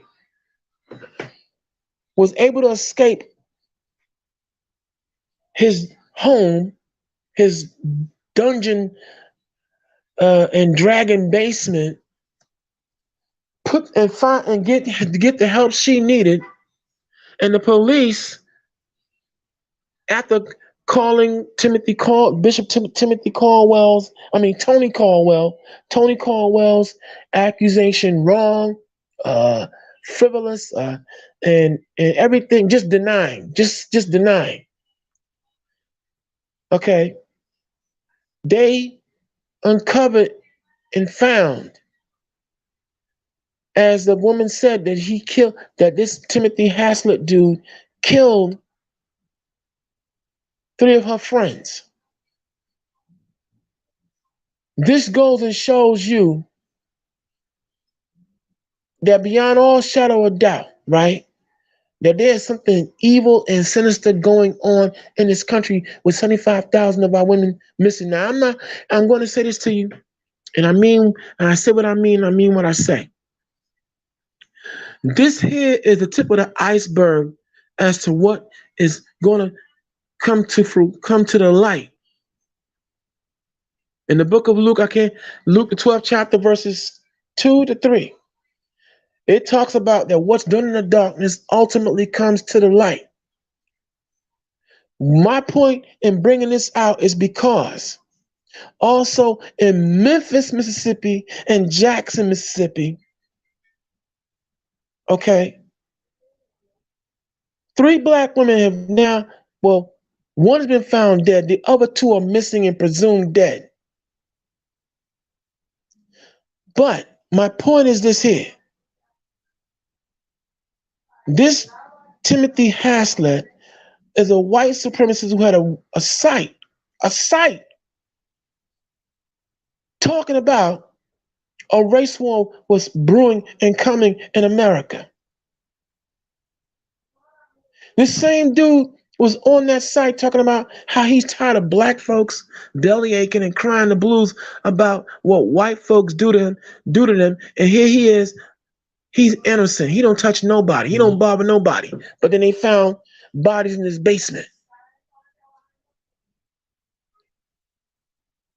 And here we got now, again, all across the United States of America, 75,000 at last count black women missing, and the FBI and CIA for these last 6, 7 to 8 years, they've been quietly investigating this. Quietly investigating me, they ain't been doing nothing. So I'm making a call. Whether any of you answer or what have, I'm gonna try. I'm just gonna appeal, and if it works, great. If you're interested, leave your information in the back chat, and I'll get at you as best I can. But like I said, this is not a paying gig. Okay? But when you have a calling, a duty, okay, what the FBI and CIA won't do, we got to do it, man. Something's got to give. The Lord helps those who help themselves, right? I can do all things in the Lord. Yo, and let's say you don't believe in the Bible, but if you've been complaining about all these events happening, then how about you get up off your duff and join me and let's try to come up with a ways to solve this, man. This has got to stop. Because trust me when I tell you, in Memphis, Mississippi, you had Ashley McDonald found dead. Jackson, Mississippi, you got Kyla Barnett and Camilla Phipps. And this is only the tip of the iceberg of other black women that have been found dead.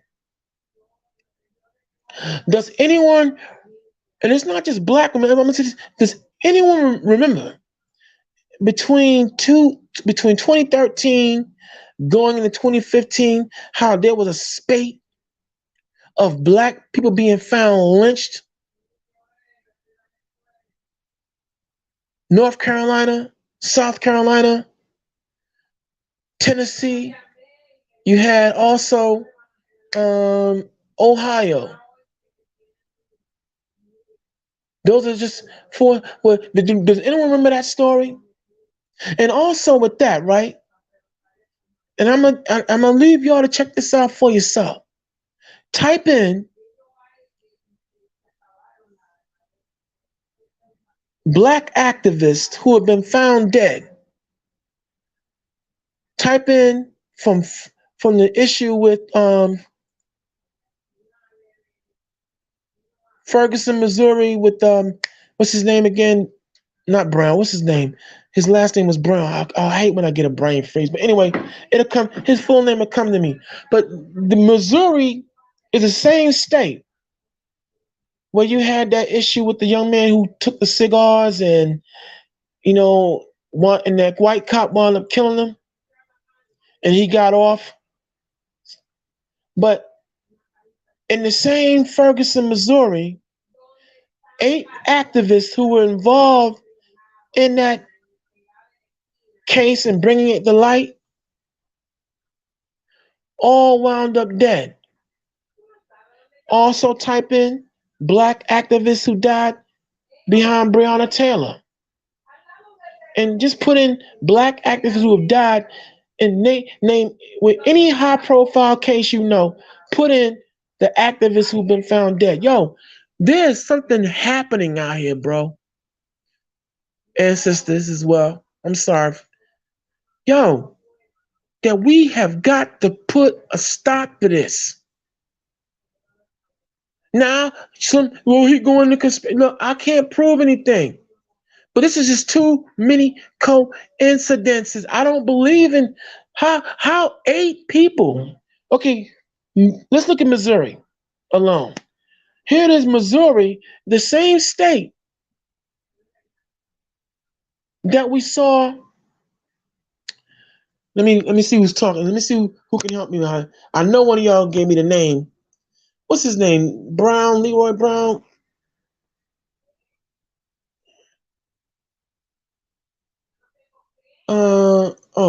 Okay, we all forgot. His name will come to me. But anyway, Missouri is notoriously known for a racist police department. And the fact of the matter is that, the bottom line is this here. We got an issue that, Mississippi,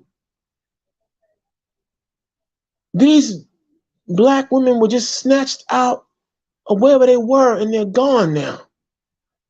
Now, I know we got black serial killers, but this particular case out here in Excelsior, Missouri, Kansas City, Missouri, the fact that the black clergy and other reporters went to the police seeking help, and they got told it was a fake, it was a hoax, there was no such thing. And then the FBI, and here we got the FBI and CIA been quietly investigating, which means that they haven't been doing nothing. All of these cases, 75,000 black women, that's a population of a town or a state. So what are we gonna do about it? Okay, let me see who's talking.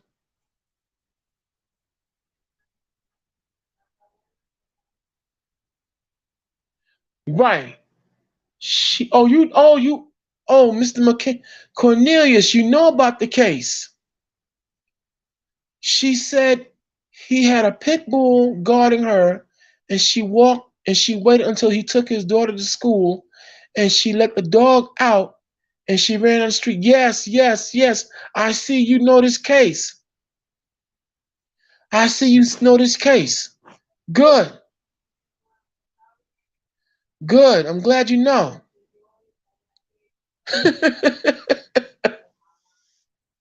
You got hi Hazel. Hazel Eugene, hello. Hello. Okay. I see you put Texas. Yes. There are some things brewing in the Lone Star State too, Hazel. So I'm making an appeal. Okay, let me see.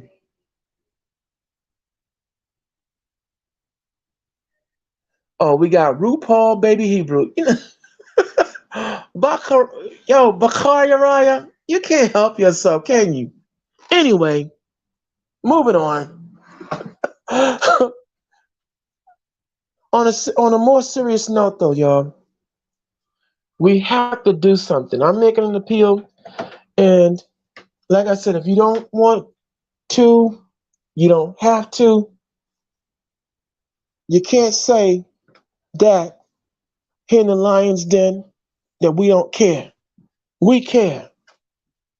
I care. And so, as you're tuning in, right, for those who are just coming in, as you can see, we're talking about all things Kanye. We going all over the place. But I'm going to this particular case because I want to keep it in your memory because, like I said, about 40 years ago or better, we had what you call the Atlanta child murders. And don't forget, in that particular instance, 29 black boys and girls were murdered.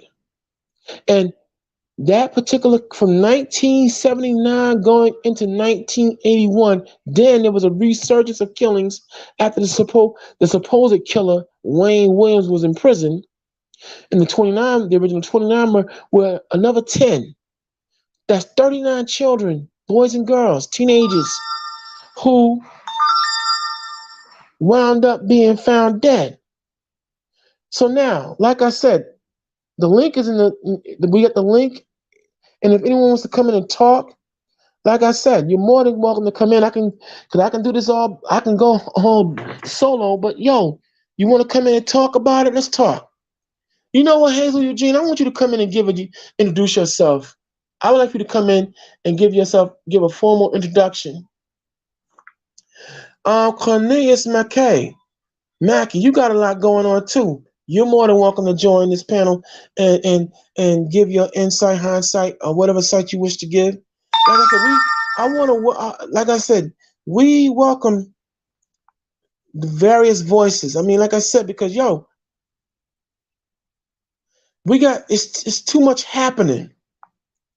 And now, like I said, yeah, some may say, oh, well, it's the Lord's will. No, the Lord is about what? Justice. The Lord is about what? Righting the wrongs. So Psalms 94:16, when we get past all the finger pointing that we can do, how about this? What we gonna do now to solve the issues that we see wrong and that we see no one else is doing? What are we gonna do about it? So as we continue on here in the Lion's Den, I'm gonna have to switch up. I can switch up now. Here we go.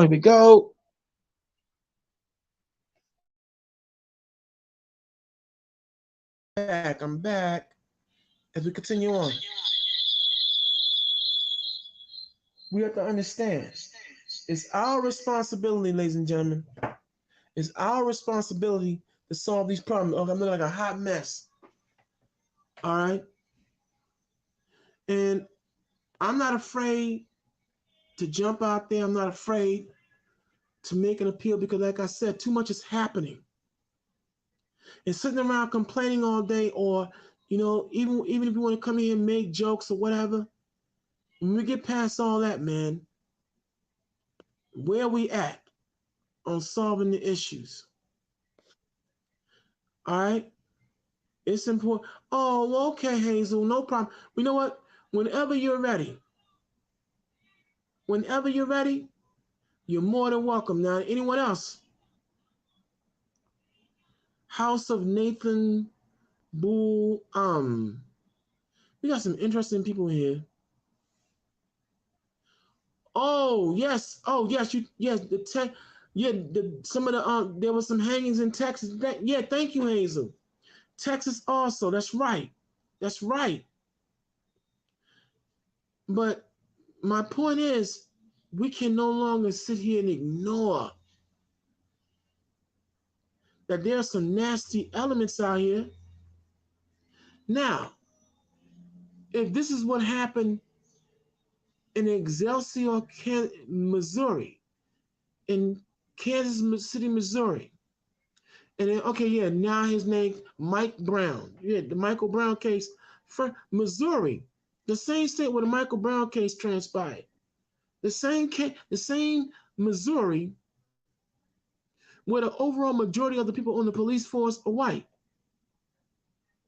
was telling everybody that there was no serial killer. These black girls who disappeared for the sake of disappearing, they runaways, or the whole thing was just made up. And now look at this. But whenever you're ready, Miss Hazel Eugene, you're welcome to come in. I'm looking forward to meeting you. I had the pleasure of meeting Dominique. I had the pleasure of meeting Iron Manna when they came in and joined the panel. But the bottom line is, like I said, I'm all about now, rather than attacking Kanye, rather than excoriating him and beating him down. No, we're gonna look at the timing of it, the code. If I want to redeem and talk, if I could ever talk to him on a personal level, let's go into it. I would talk to him and let's build him back up. And all others who have lost their way. Now somebody say, "Oh, you sound like a Christian." Yeah, I am a Christian. You're right. I am. Did not Christ say he came for those who were sick? Did he not come for those who the world looked down upon? Did you not have the Pharisees, Sadducees, Essenes, and all the other groups condemning everybody else for being out of line? They themselves were way worse. So yes, I come here with a more balanced spirit. I come here showing the other side of the spectrum of when, as a Bible believer, not because I know that many of you don't believe in the scriptures, but I'm showing you the other side. Okay? There is redemption, there is temperance, there is restoration. So the bottom line is, you're tuned into the lion's den. Now, some of you typically say, "Well, I'm not here for a sermon, whatever." Well, like I said, the link is there in the chat room. You want to come in and talk? Let's talk. You can't say that Yeshaya, that's right, the man who talks raw. You can't say that we're not diplomatic. Okay? We're very diplomatic. And the bottom line is, like I said, we are in a crisis out here. And the thing is, what are we going to do about it, Israel? Non-Israel, Black America, whatever name and title you want to take on at this time. There's too much happening, too much going on. All right, and now another thing that's on the out here on the format. Oh yeah, let's talk about this let's talk about this all things COVID, y'all. Why do we now have all of a sudden a pullback more and more on these vaccines? Why are we having more and more pullback at every turn? Hey, TNBN, Hebrew, what's going on? How are you, sir? I mean, I keep saying making accusations, making assumptions about people's gender. Let me be careful about that. TNBN, welcome. Welcome to the Lion's Den. All y'all coming in, welcome. Okay?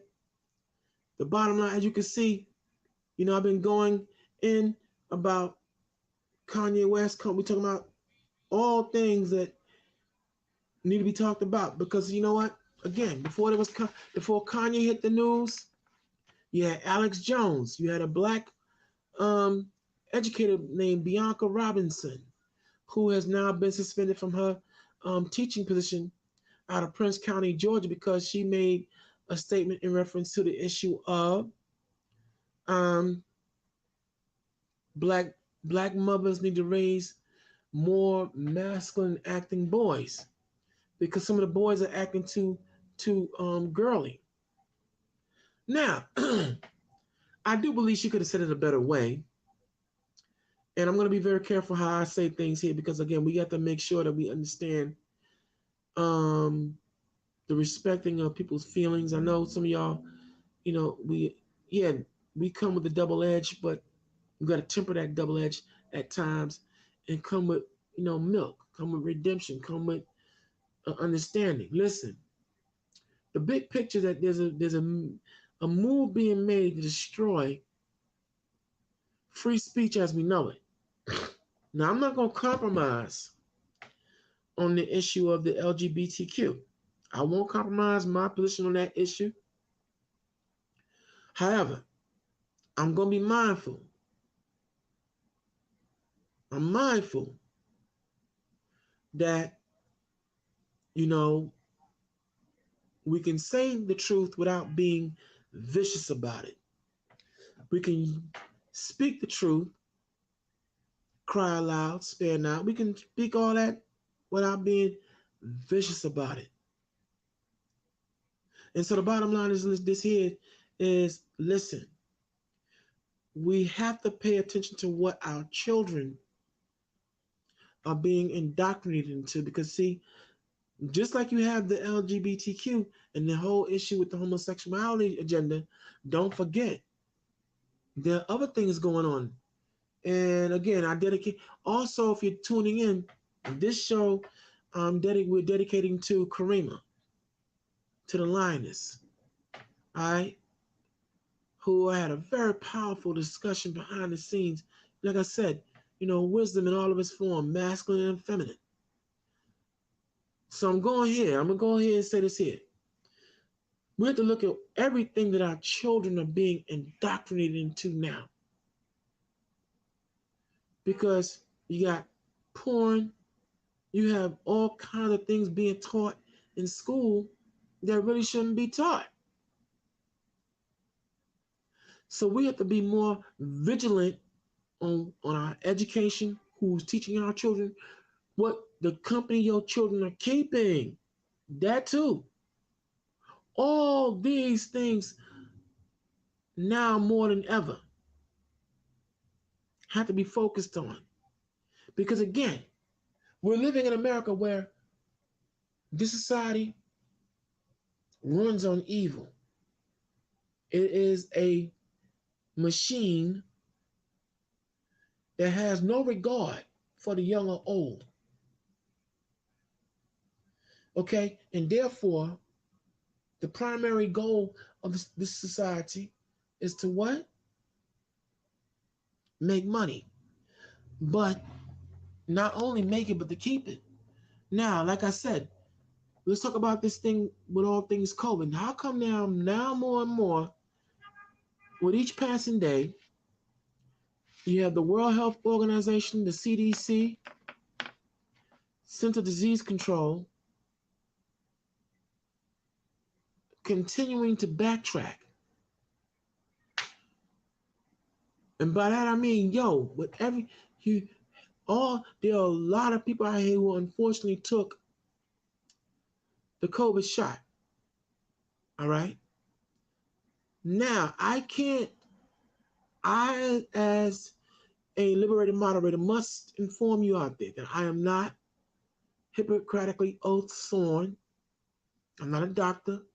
I'm not a licensed health practitioner. I am not a biologist or chemist of any kind. So that's not the angle that I'm coming from when I discuss this issue. And by putting it out there, no one can come for the lion's den because I took the responsibility of letting it be known that I'm not a medical practitioner. But from a legal standpoint, as I am certified, okay, in the area of paralegalism, I can't come from the legal angle and say, wait a minute, hold on. Now, a reversal is being done on a whole lot of issues, okay, out the state of New York. Just recently, a group of city sanitation workers won a lawsuit wherein they were fired from their jobs because they didn't take the vaccine shot.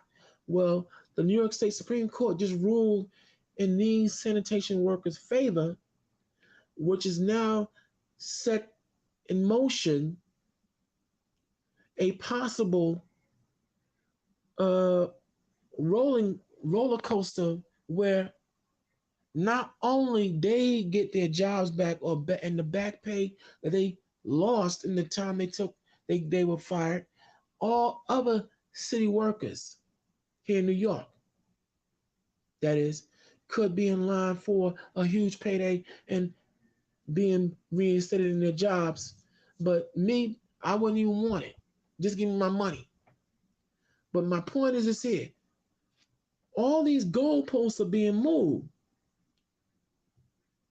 The CDC last month in September, the tail end of September, had just released a report saying how, well, we understand that these vaccines will not stop you from getting COVID. As a matter of fact, there are certain strains that are coming out now more, and they are. They may not be reporting it, but things are still happening on all things COVID, y'all. And so they continue to drop all these different stories. So there are people out here now who took this shot. Now, from the door, legally speaking now, I gotta put this out there. Hey, yo, why, job or no job, why would you have something put into your body and you don't know what it is? And not just that, when the Food and Drug Administration sanctioned and gave authorization to most notably the Pfizer and Moderna version, and there's also another, we know Johnson & Johnson, that was just killing people straight up, so they just took that off the market, period. But Pfizer and Moderna,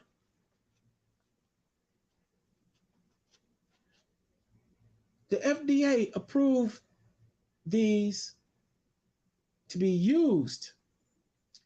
But here's the problem, and it's still in effect right now, in this mandate that the President Joe Biden put into effect. Though these vaccines have been approved by the FDA, anyone who took those shots cannot sue Moderna and Pfizer if they should get sick or come down with a severe case of death. See, that alone, when they put that into effect, should have been the warning sign, yo, don't take this thing. Because typically and legally speaking, when the FDA, the Food and Drug Administration, approves anything, that means that you, the consumer, we, the consumers, if we use a certain thing, and an ingredient in that particular product that we use hurts us, we can sue. Especially if there's an oversight on listing all the ingredients or not stating what's in it. And here it is, right? With the FDA approving these, can anyone right now tell me what's in any of these vaccines? So you had something put into your body. There are people, millions upon millions of people who had something injected into their body, their bloodstream, and you can't tell me not one ingredient, y'all. Huh? And then legally speaking, under the National Childhood Vaccine Injury Act of 1986, signed into law by then President Ronald Wilson Reagan, y'all. They're using that particular act along with what's called the PrEP Act to make it legally impossible for anyone who suffers injuries immediately or after or down the road to be able to sue, okay? To sue if you get hurt or if it kills you. So your family under the what they call special interest law would not be able to sue on your behalf. Now check that out. And I said, I'm gonna keep on saying I am not a biologist. I'm not coming from a biological, chemical. I am not coming from a health practitioner standpoint. I'm coming from the legal standpoint, law, the law. And showing you where many of you out there, those of us out there, we've been duped. We have been played. And I'm not happy with this. Because again, when the CDC just last month, the tail end of September, and they always do things around a time when, people are festive or they having a good time. They dropped that,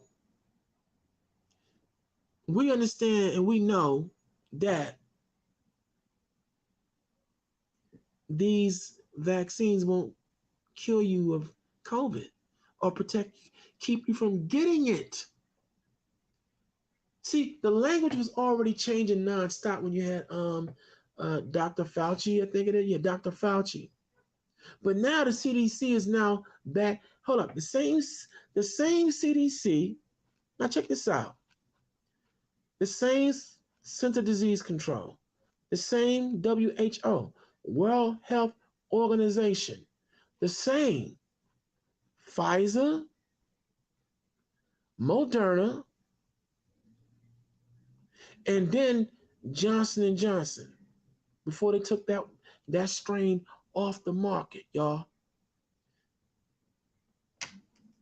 To this day, when they was out here issuing this mandate throughout the states,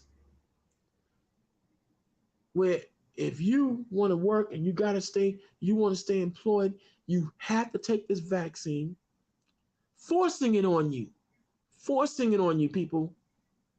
All right. How come is it that the CDC, the World Health Organization, Pfizer, Moderna, and Johnson & Johnson worldwide did not require their employees? Okay, they didn't require their employees to take those shots. That is a fair and legal question that I'm asking. See, we're living in the time of revelations. Okay? See, I can quote the scriptures without having to open the Bible. That's how good I am. And it's a fair question. This is a legal question, y'all. Let me know. Do you think that what this move that the CDC pulled, the Center Disease Control, and now they're backtracking? Because I'm going to hip y'all to something. Maybe y'all wasn't paying attention. This is why you need the Lion's Den. And you love the Lion's Den. Because, in the time frame before this whole COVID thing broke, does anyone remember the story of the former head and now dead? The former head of the Center of Disease Control, his name was Timothy Cunningham. He was a black brother.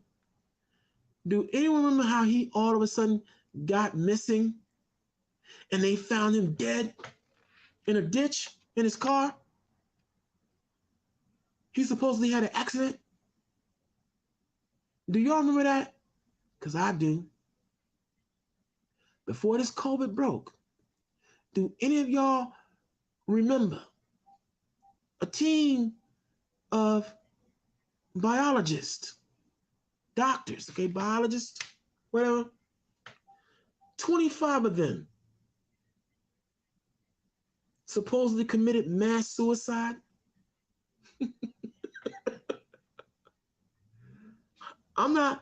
I shouldn't be laughing, but see, some of y'all don't remember this stuff, but I do. And I'm not, oh, he's going with the conspiracy. No, what I'm doing is I'm connecting dots. This is why you need the Lions, because see, each one of us is coming in with a particular talent. Good night. Good night. What I'm showing you, connect the dots. Before this COVID thing broke, this was what was happening. Does anyone remember that about 30, the story broke about 30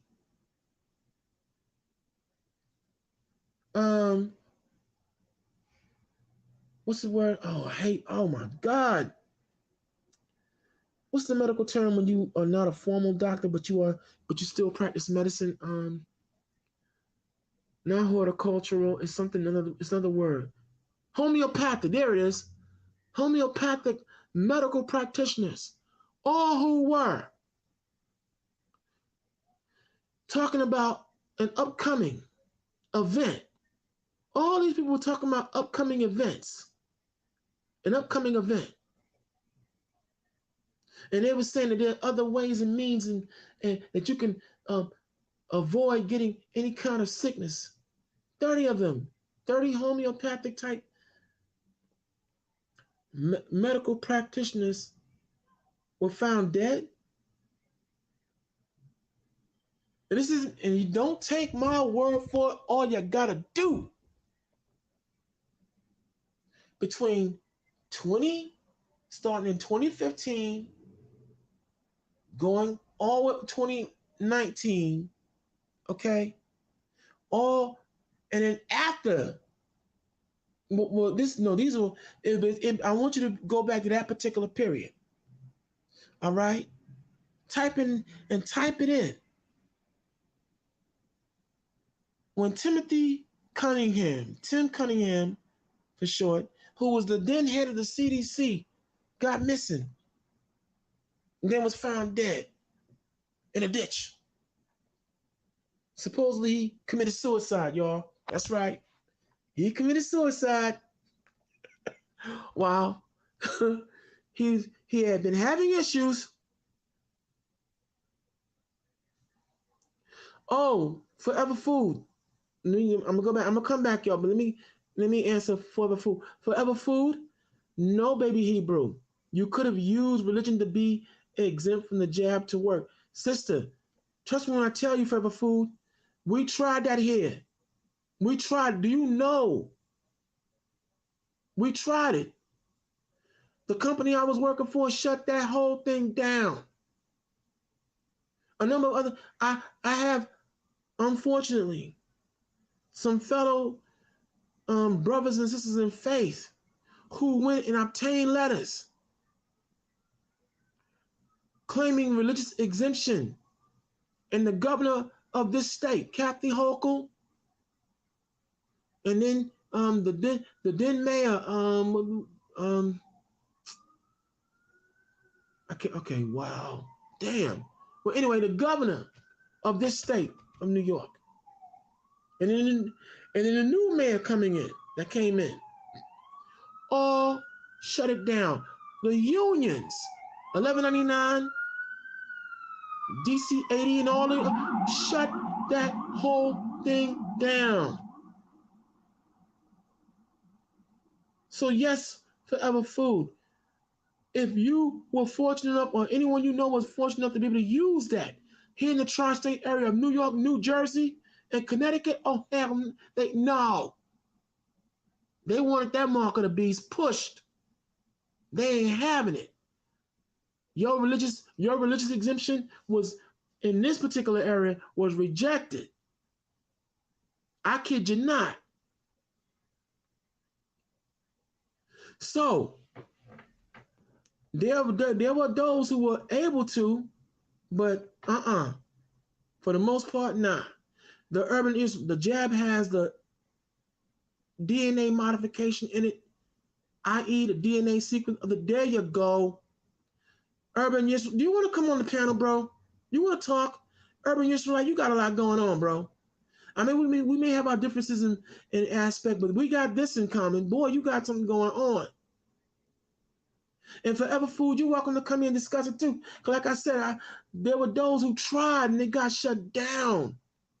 Your religion they ain't care about that. And but the point is that's why there's 15 states. 15 states that are still holding out and refusing to go under the mandate. And I'm gonna take you back. When Joe Biden put this whole thing into effect on September 9th, 2021.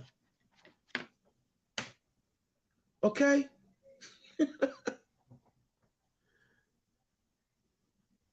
September 9th, 2021.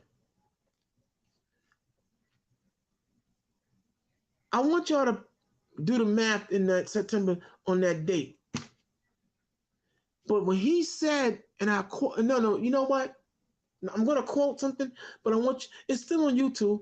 Go back and listen to the speech Joe Biden gave when he put that mandate into effect. And I quote, but I'm going to quote something that stood out when he said, listen, and to all you troublesome governors that are not coming under this order, you will be dealt with. He made that statement because there were 15 states that are still Colorado. Let me see, Colorado, Atlanta.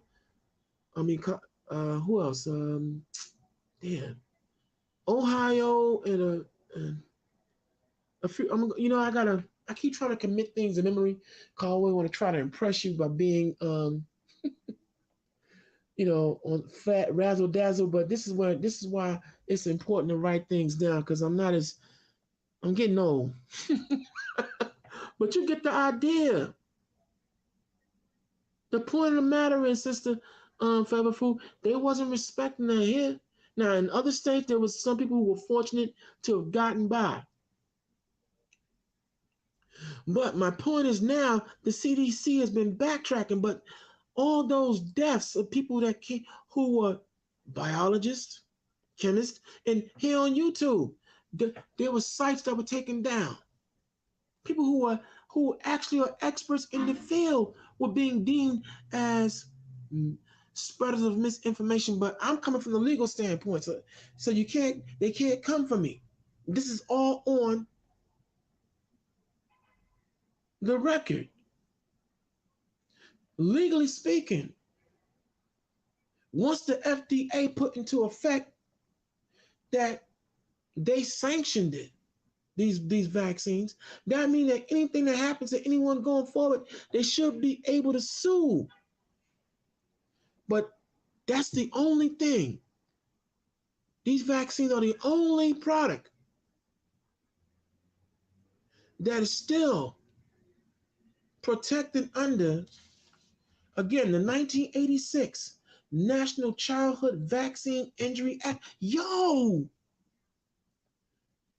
That is illegal as all get out. So here it is, Urban Israelite. You're right. There are chemicals in it. There's something in this thing. And it's still killing people and they're not reporting it. No, wait, they are reporting it, but when you hear now, they come up with a term, well, so-and-so died of COVID-related symptoms. And those of us who are into the hip-hop and music scene, just last season, we lost, his name was DJ K Slay. Some of y'all may have heard of him, the drama king, K Slay. Maybe you've heard of him, maybe you haven't. But the bottom line, when he took one of those vaccines, and about a week later he was dead. I lost some personal friends who took it and died. But it's not being reported anymore. So from a legal standpoint, I'm going to keep hammering this home. Why is now the CDC backtracking, saying, well, yeah, true. If you took it, great, but it's not going to stop anything. They been knew it. So why were you pushing it so hard? It still are. They still coming out with now brand new boosters and more boosters. And you got to have it. And when Joe Biden was asked about this development here in New York, he went, that's a local issue. That could be taken care of. See, you got to listen to what people say. I'm like, what that mean? That's a local issue. It could be taken care of. So we got to look at what's really happening. Let me see who's talking.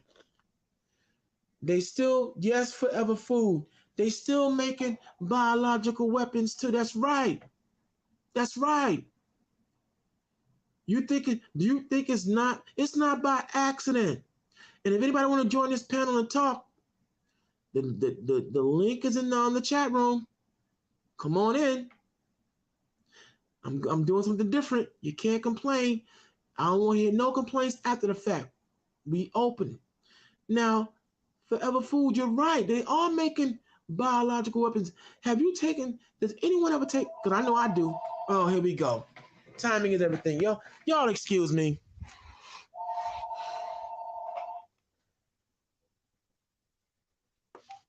Hello.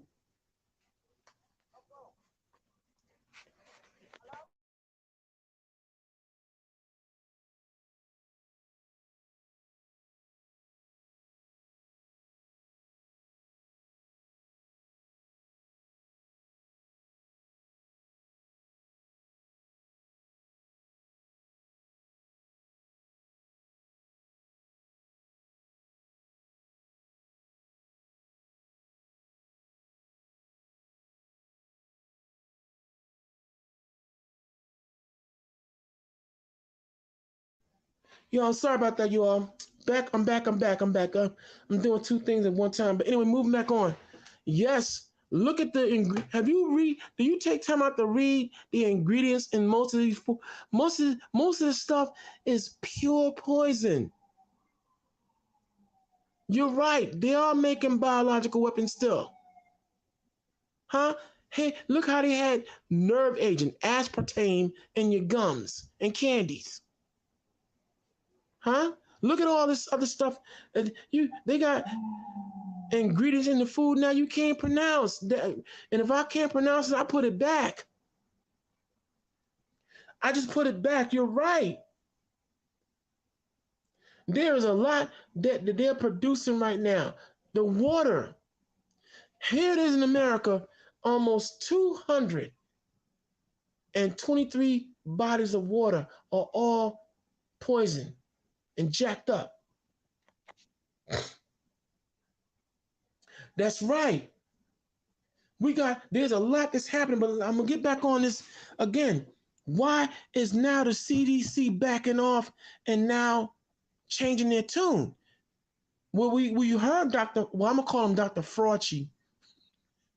He was already saying, okay, yeah, all right. The vaccines won't stop you from getting COVID, but they'll lessen your chances of hospitalized and dying. So wait a minute, hold up.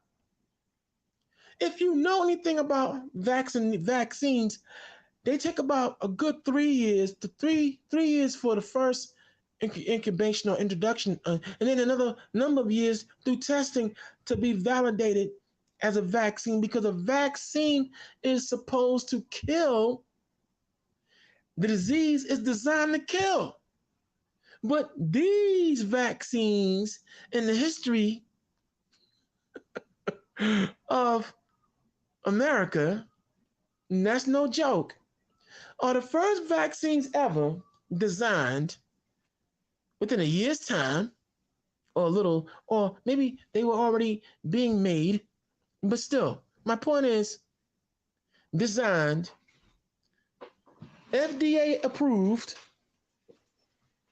They're FDA approved, okay?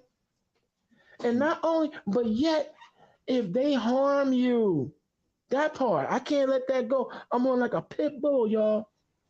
If they harm you, that is, kill you, you can't sue. That part. We got to look at that. That is crazy to me. And then before that, Thank you. before that,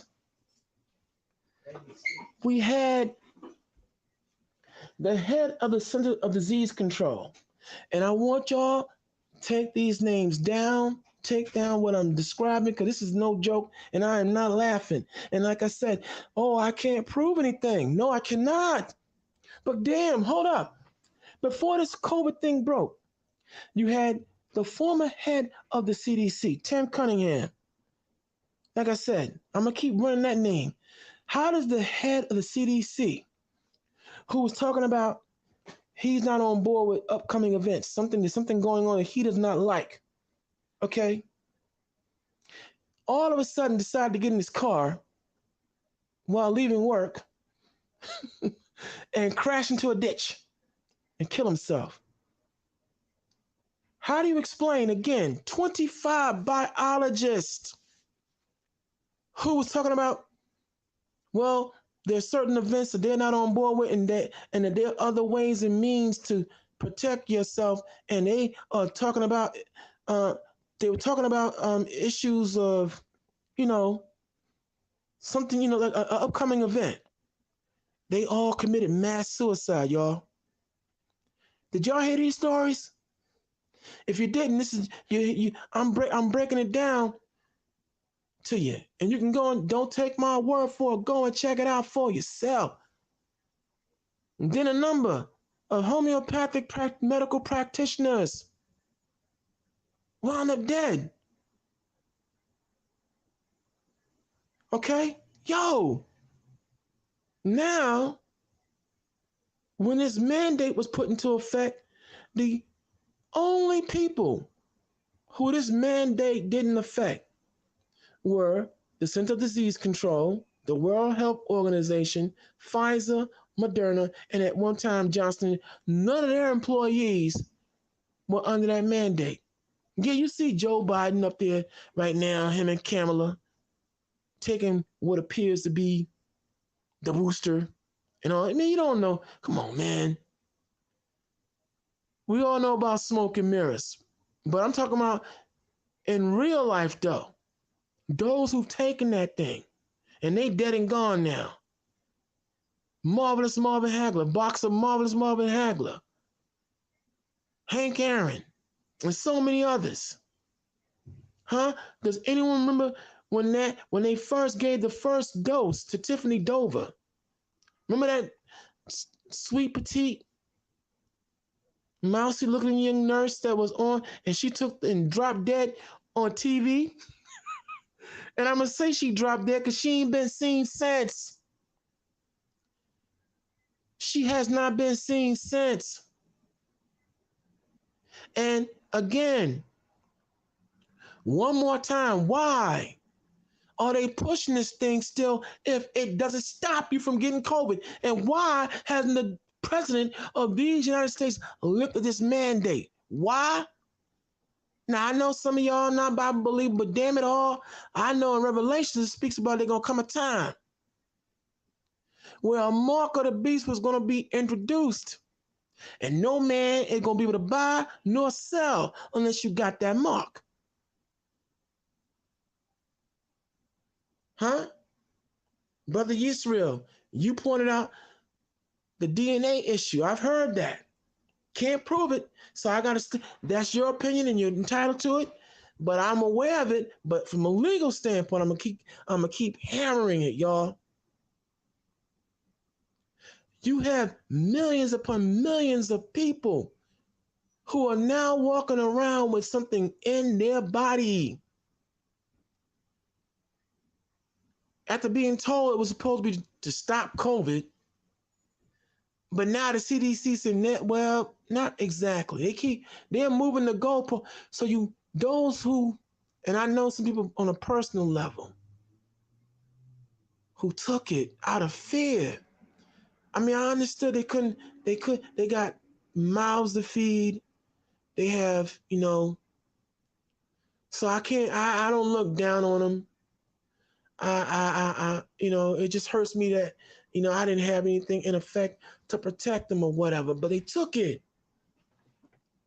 And now the CDC is backing up saying, well, it's not going to actually stop you. It's not going to cure. Yo.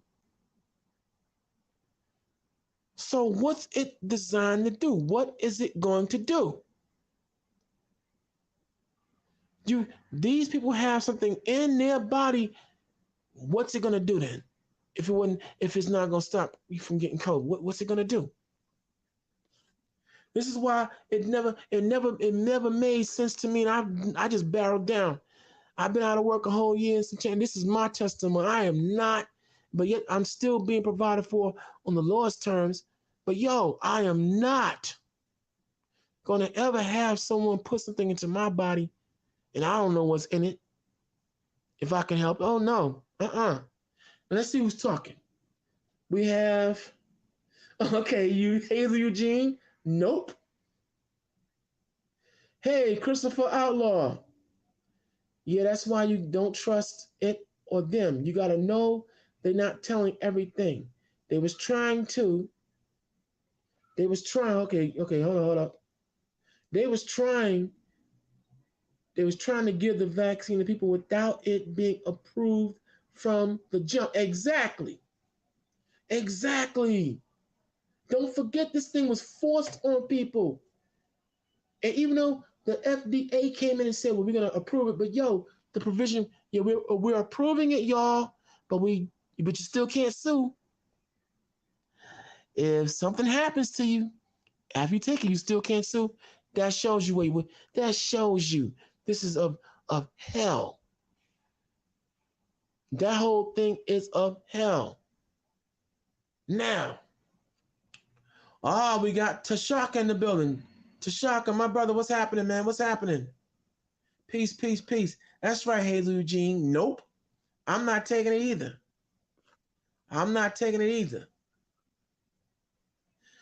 The Urban Israelite. You saying a lot. Why don't you come on the panel and let's talk and chop it up? Don't be shy. And don't worry, if you don't want your face shown, just hit the application where it says camera and you won't be seen. I can understand if you want to protect your identity, what have you, But come on, some of y'all are dropping it in the chat and you're being selfish. Now, typically when I do a monologue, some of y'all feel some kind of way. Oh, he going to the Bible. He don't talk nobody. He don't nobody come on and bill. Now with the bill is open and y'all not coming in. What's up with that? Some of y'all dropping it in the chat and you're not sharing your knowledge. What's up with that? But I won't press you. But I'm liking what I'm seeing though. It was always about DNA modification, even from the beginning of time. This is why the Most High sent the flood and was wiping out the people in Atlantic Canaan. You know what? You just brought it home, Urban Israelite. I could close out the show right now on this statement alone. You're right. There's nothing new under the sun. Okay? In ancient Egypt, Pharaoh put out an edict to do what? Destroy Israelite boys from newborn to about 3 years old, trying to kill and find Moses in that. And then in all other world empires, the murder, the wholesale slaughter of people was put into effect to get rid of anybody who's a rebel, and a rabble rouser. Now, when it comes to this whole thing, this COVID thing, critical people wound up dead before this whole thing popped. Key and important people died before this whole thing popped off.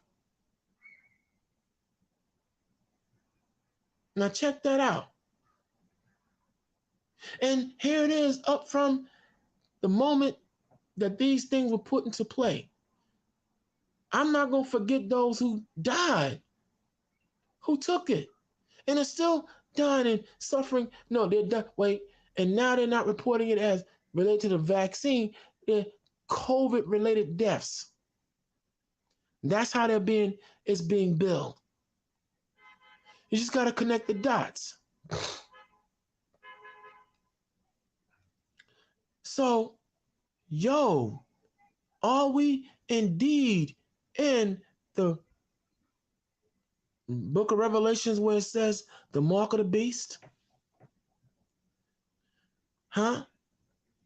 All this stuff manufactured by Bill Gates, who, if you remember, because I know I do, was heavy in eugenics and gave that famous and powerful speech about, hey, the earth is overpopulated. But we can reduce that number by 5 or 10% or better, through the introduction of vaccines and, wait a minute, whoa.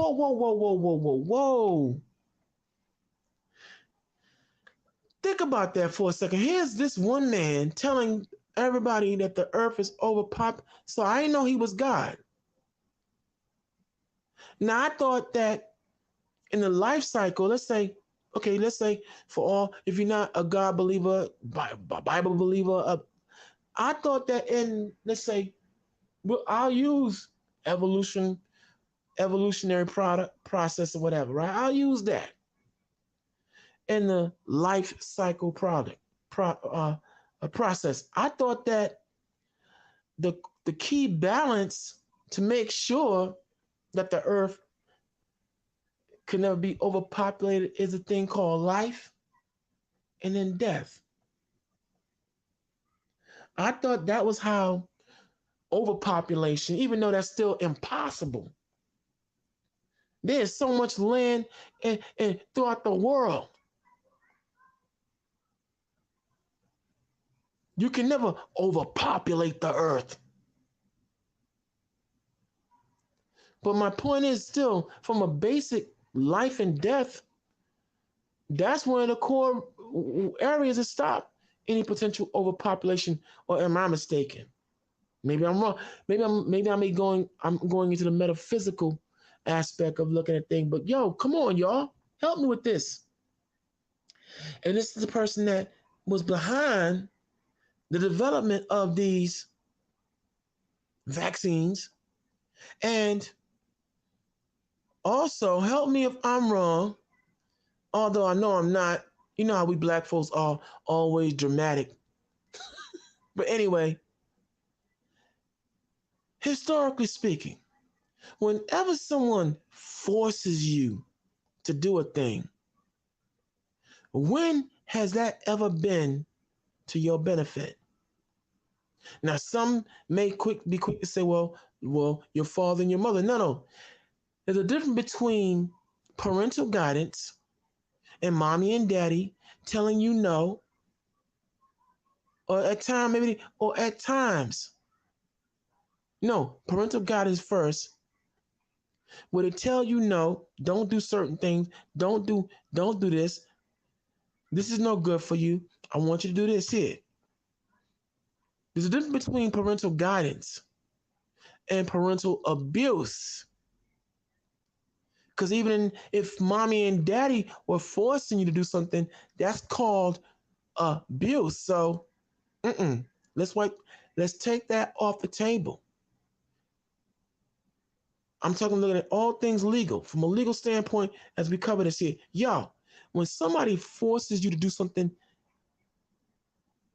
it's never to your benefit. And here it is, a mandate. A mandate was put into play. Okay? Where you are required by law to get this. Now, like I said, some of y'all say, oh, he's reaching, blah, blah, blah, and blah, blah, blah, right? But check this out, right? In the scriptures, it said that this whole mark of the beast thing would be, or the devil will come and he'll have the number of a man, 666, right? Now, when this mandate on September 9th, 2021 came into play, now check this out, y'all. We know the number 9 is always the inverse. 9 and 6 are the inverse of each other. So let's take September 9th. Inverse it. You got 6, 6, right? Simple math. You take 2021. All right. You add 2 plus 1 is 3. And then 3 times 2 is what? 6. I know.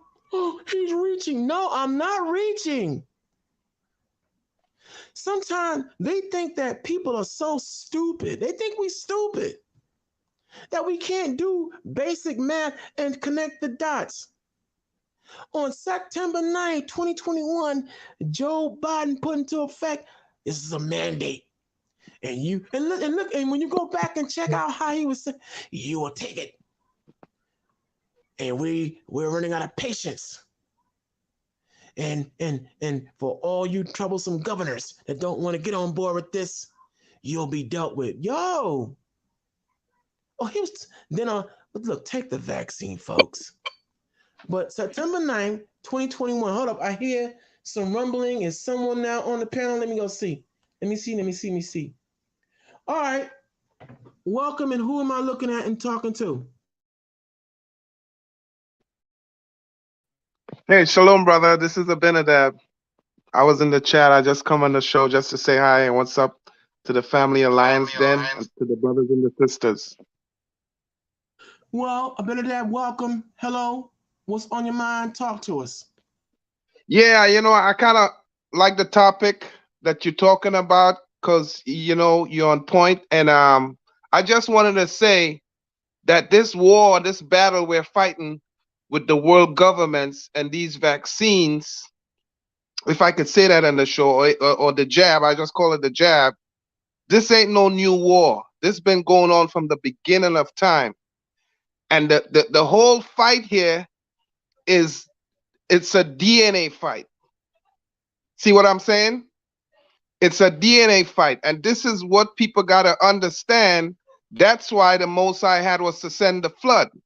That's why when the children went into the land of Canaan, they had to wipe those people out. It wasn't innocent people he was wiping out. Those were the people who were infected with that DNA sequencing that was from in the beginning, that the adversary instituted. So that's what he was wiping out. See what I'm saying? But hold on, let me ask you. Mm-hmm. When you say DNA, but why do you say DNA? I mean, just for those of us, I'm aware, but I'm not absolutely knowledgeable. So break it down for all of us. Well, when I say DNA, I'm just using the new modern term. I don't think they call it back in the day DNA, but you got to remember those people were mixing with the Nephilim spirit, the giants and all that. So how do when the fallen angels fell down and they slept with the people who they slept with, they created giants. So that was a DNA DNA change. Their DNA changed. It's all about blood and genetics. That's what it's all about. So when I say DNA, I'm just talking about the changing of our blood cells, because that's your DNA, the sequence. I don't know if you know, but if the scientists had this program that they call the Genome Project, and they started that in the early 90s, right? They ran this program for like 15 years. And what they found out, you can look this up. Anybody could go look it up. What they found out when they look in the DNA, in the blood cells of every human, not black, white, every human, it has the sequence of the name of the Most High. That's in everyone. It's in your DNA right now. It has a sequence. When they looked at the DNA strand, and they looked at the sequence, Yod He Vav He is sequenced in your DNA. Okay, you can stop right there. You know why? I was aware of that program because you know who else talked about that? Does anyone remember the former Secretary of State under Richard Nixon, Henry Kissinger? Right. If you don't know who Henry Kissinger is, Henry Kissinger was a very ruthless, diabolical dude, man, and he spoke about the fact that, and under I forget this other guy's name, but his last name started with a Z, it sounded like a Z, Zabrinsky.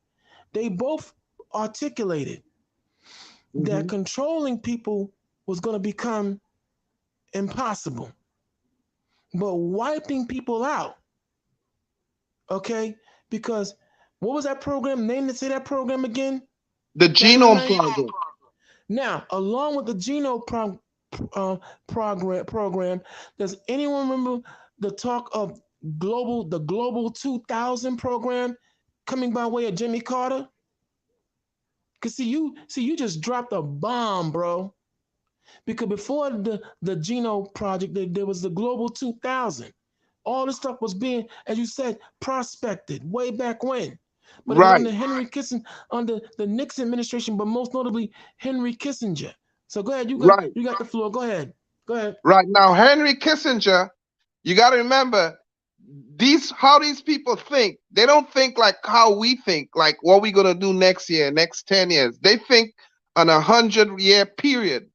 So this project has just been passing over and over from one power to the next power until see what we have today, the jab. But this project started way back. I believe it started way before the time of even Hitler. But when it really got a kickstart is when after the war, right, with Hitler, right, they had all these scientists from in Germany, and they had an operation called the Operation Paperclip. You could look this up. It's all, you could type it in. Operation Paperclip, they were bringing all the scientists that was in that was Hitler, that he owned, that was under him. And all those scientists came to America and they started back up the program. They never stopped. My brother, hold up. Did you say Adolf Hitler Schicklgruber? Correct. Now, I'm glad you went to see, you know your stuff. Yo, because it was primarily under Adolf Hitler Schicklgruber under the program known as Das Wunderkind. He concocted with other scientists and biologists the entire gamut and blueprint because he was about a heavy white supremacist, okay? Make no mistakes, okay? Correct. But it was under him in particular, that everything that we see being put into effect is his program, okay? Correct. As a matter of fact, let's not forget that he told not Jackson, come on, y'all. Jesse, why am I? The famous athlete, Jesse, he's an athlete. He was a famous Jesse.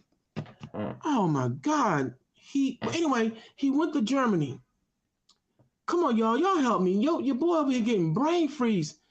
Okay, but anyway, when Adolf Hitler met him, he told him, if I had just 10 men like you, because Jesse just destroyed the entire, he went there in the 1930 Olympics and destroyed everything and everybody in every event. Hitler said on record, yo, if I had just 10 men like you, I could take over the world. It wasn't a compliment, but what he was saying was, if I could get your DNA structure and everything else about you, right, I could take over the world. But you are right. It was under Adolf Hitler Schicklgruber. right, correct. That this whole thing that you see going now is in play. How do I know that? Because let's check it out. Under the Das Wunderkind program, there was 3 things that Adolf Hitler said had to be taken under control. And that is, 1, media. You got to control the media. You got to shut down the infrastructure and the education. And then control medicine. Control these 3 areas, and you got everything else on lock. Now we take it back. Starting with the Nixon administration before he got caught being corrupt, but from the Nixon administration on to Barack Obama. Throughout all these administrations, throughout the years, let's look at the main 3 core areas that have been put into effect where a lockdown has been in effect within the media, through the infrastructure, and through what? Medicine. Now, how many of you, now to show you how deep this thing goes, does anyone remember when Arnold Schwarzenegger was the governor of California and he introduced Proposition 187? Yep. 187 is the code for death. Now, but before he became the governor, who did he marry in? Whose family did he marry into? The Kennedy clan. Right. Okay. But Arnold Schwarzenegger, whose grandfather was revealed to be a Nazi. But Arnold Schwarzenegger, I remember as a kid, I was about 9 years old when this movie, it was a documentary titled Pumping Iron. Okay. Arnold Schwarzenegger was being asked by one of the, he was about 22, 23, 24, 25, 26 years old. He was asked, out of anybody on the planet, he had to choose as being his favorite person. Who would it be? Arnold Schwarzenegger said Adolf Hitler. The moderator was like, Adolf Hitler? He said, yes, Adolf Hitler. Here's a man who had nothing and rose and came up and became somebody so powerful and so famous. So I say Adolf Hitler. Yo, that now, as a child, I remember my grandfather was sitting there and said, this dude's a Nazi. And I didn't know what all that was, but now when I play it back, and when he became the governor of California, do you remember back in 2004 when all the governors and mayors across the 50 states came down during the Republican National Convention and sat with Arnold Schwarzenegger? Now, why would all these governors and mayors go and sit with Arnold Schwarzenegger? Check out what Proposition 187 entailed, y'all. Okay, yeah, and in that I know time about frame, Proposition 187. Oh, you do? Yeah, I do. Now you ready for this? But hold up though. Let me add on though. But let me go. Let me run with this, and I'm gonna give you the floor. But in that time frame when that was going down, let's not forget the crime bill. Okay, before that, when Arnie was in there, the crime bill that Joe Biden put into effect, the 1994 crime bill, y'all. I remember that too. So everything is full, but all this is Das Wunderkind in full effect. Right. Adolf Hitler's program. So right. we gotta understand what we're dealing with. Now you have the floor, sir. Go. Right. So yeah, that's where it started from. But the real information is you got to look up Operation Paperclip. When all those scientists came from Germany, who was under Hitler, they just came over here and restarted what they were doing in Germany. It didn't stop. So they would paint on the news, Hitler is bad, he killed all these Jews and blah, blah, blah. But no, they were working with Hitler. You could look up the history. When they had this so-called Holocaust, the computer that they used, the first computer that they used, the computer was big like a room. The first computer they used to kind of like file and document all the so-called Jews who were killed was IBM. While all that was going on, all these American companies like Ford and all these companies were in Germany making big profits. So it's just smoke screens and cameras they're trying to hit you with. But what I'm trying to say is this whole thing about the jab and all that, it's all about the fight for your DNA, to rechange your DNA. They don't want you to have that Yod He Vav He in your cells. They want to change it. And that's what the fight is for.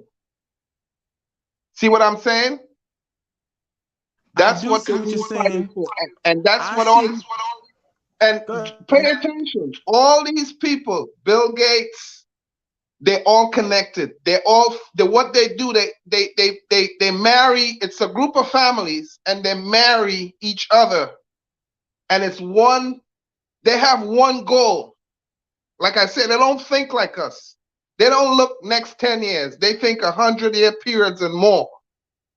Some even think a 1,000-year period. What are we going to do in a 1,000-year period? So that's why when you see all these programs, it's just one family take it over, then the next one take it over. He dies, the young son, they bring him up in that same thing like Bill Gates and Elon Musk. It's the same family. And you might think they're fighting at each other because that's the game. But it's all one goal, man. Because, and I don't want to get into this for another discussion, but the whole changing of your DNA sequence is because they know, because we are the children of the Most High. And they know the power we have because we have that sequence. We got 12 telomeres. The other nations got 6 and 7. Now, telomeres is something that extends the life, and it goes into a whole lot of different things that we could do on a physical, metaphysical aspect, and that's what they're scared of. See what I'm saying? Now you taking us in the deep water, man. I see you know your stuff, man. You know, boy, it's good, boy. I'm glad you came on. See how the Lord worked. And again, for those just coming in, welcome to the Lion's Den. And I'm dedicating this show to Sister Karima. Man, look at this here, man. Look at how the spirit worked. Now, to Water Blue, thank you, brother. Jesse Owens, yo. How could I forget Jesse Owens? That's who I was talking about, the Olympian who Adolf Hitler said if he had just 10 men like Jesse Owens, because he shot that whole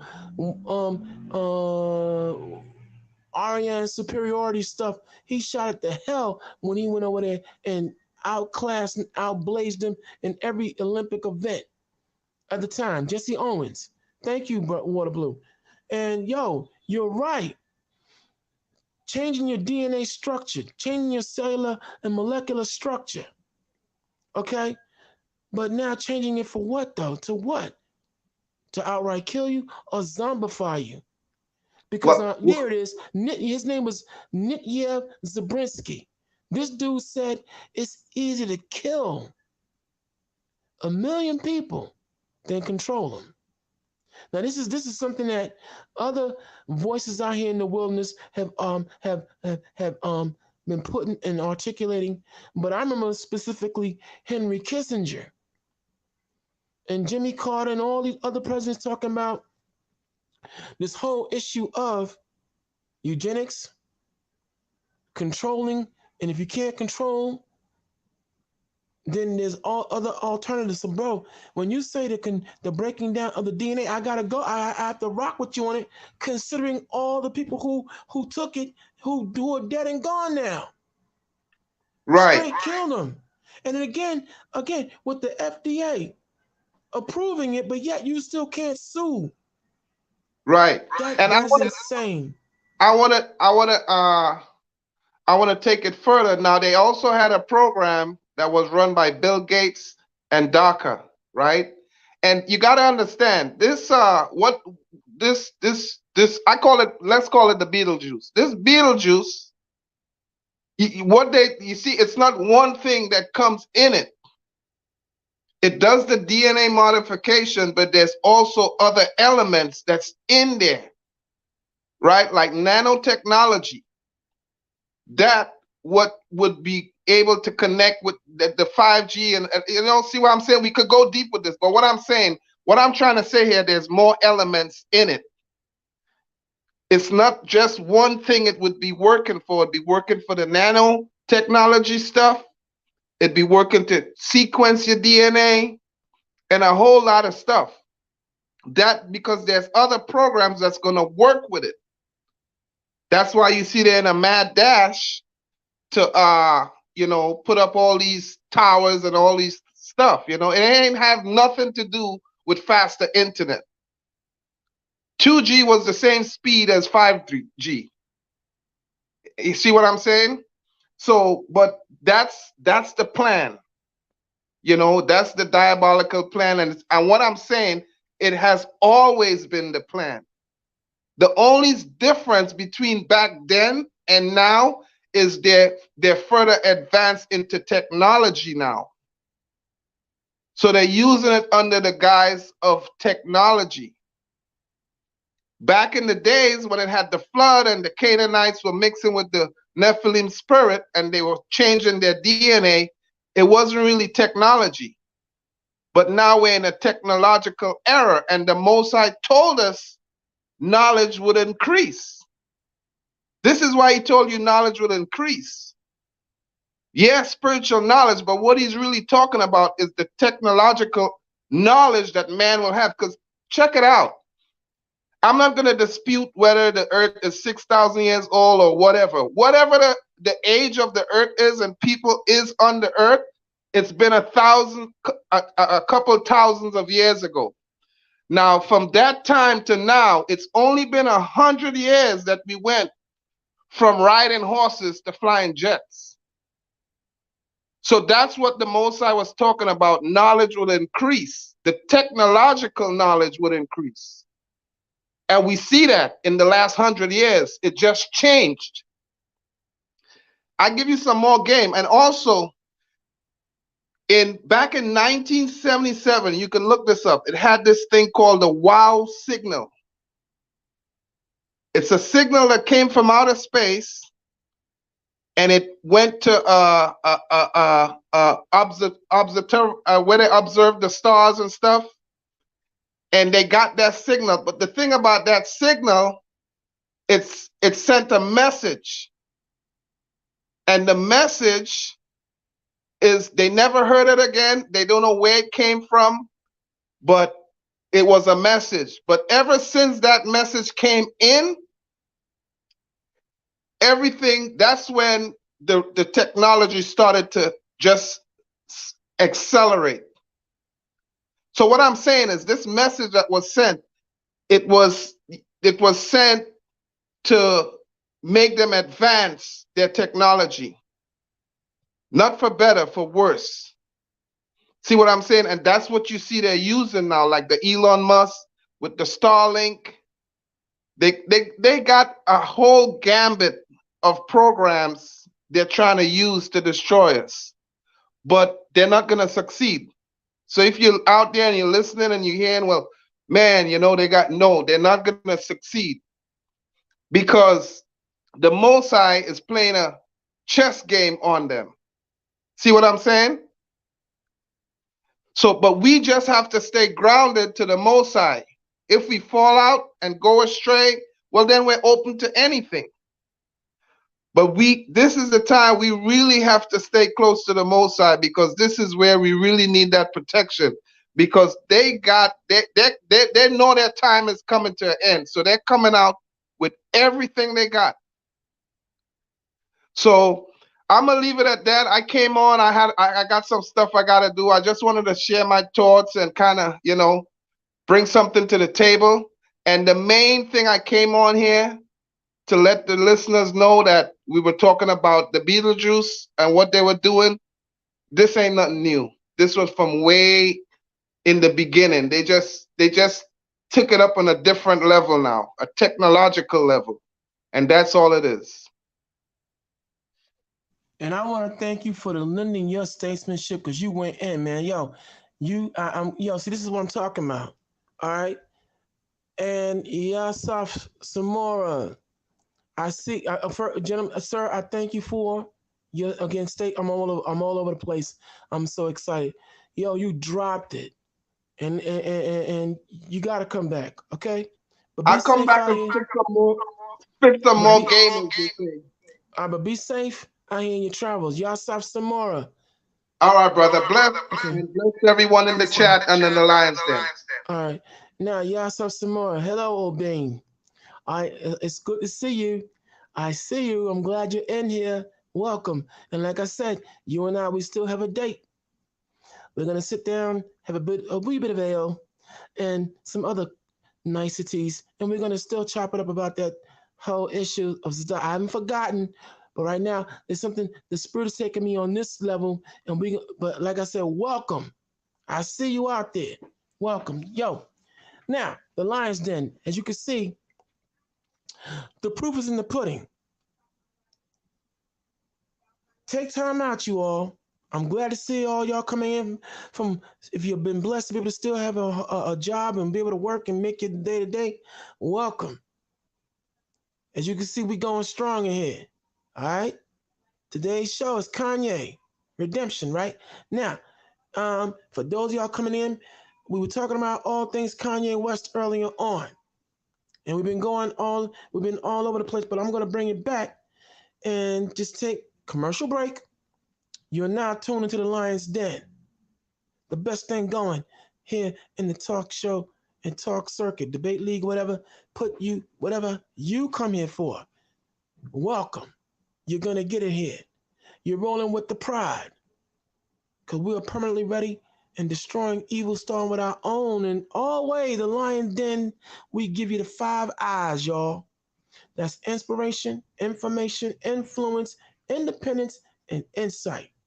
Inspiration meaning you're now, I inspire you to come in and I invite you to come in and let's talk. Information in from every subject matter on. As you can see, we got different people coming here with different interests, different talents, different abilities to drop what? Influence to get you into the whole mind state of being able to think for yourself. Influence. We give you the right influence to think for yourself, check things out for yourself. Don't take even our word for anything. Get up off your duff and cross-reference and examine and look. Then, and this makes you independent, because we roll independent here. Okay, no one's up here, no one's forcing us to say what they want us to say, because they control our purse string. We're making do as guerrilla soldiers in this thing, and we give you insight. Bottom line, no holds barred. And while you're coming in and making yourself comfortable, listen, check this out. Go out there, smash that like, just subscribe. It only takes a hot second. Hit the like button, hit that subscription button, and welcome. Now, back to the top of the show. The reason I titled it, Kanye Redemption is because, Sister Kareem and I, we had a very powerful conversation beforehand, and her passion and her spirit drove me in righteousness to be reminded that in these critical times we have to be very careful, and we have to make sure we give the balance to all things from a spiritual standpoint. Yeah, the Lord says there's going to be those who rebel against him. He's going to see him. He's going to deal with them. You reap what you sow, what you reap. But he also came with mercy. So when I say Kanye Redemption, because here it is now, he's being called, anti-Semite. First of all, he's not. There's no such thing as an anti-Semite. It's Shem. Shem, coming from the name Sham, which means name. But how could Kanye be an anti-Semite or anti-Shemite when he himself is Shemitic? You can't be anti yourself. Also, yes, I know there are those of you who said it earlier, and maybe some of y'all as you're coming in, what, Kanye West? Oh man, look what he said about reparations. Look what he said about, okay, I said the same thing, y'all. But hold up now. Let's look at what he's saying now, okay? Look at what he's saying now, and I want the reason I'm saying redemption is because look, I want to get on code. There are other media pundits that's out here dragging him, okay?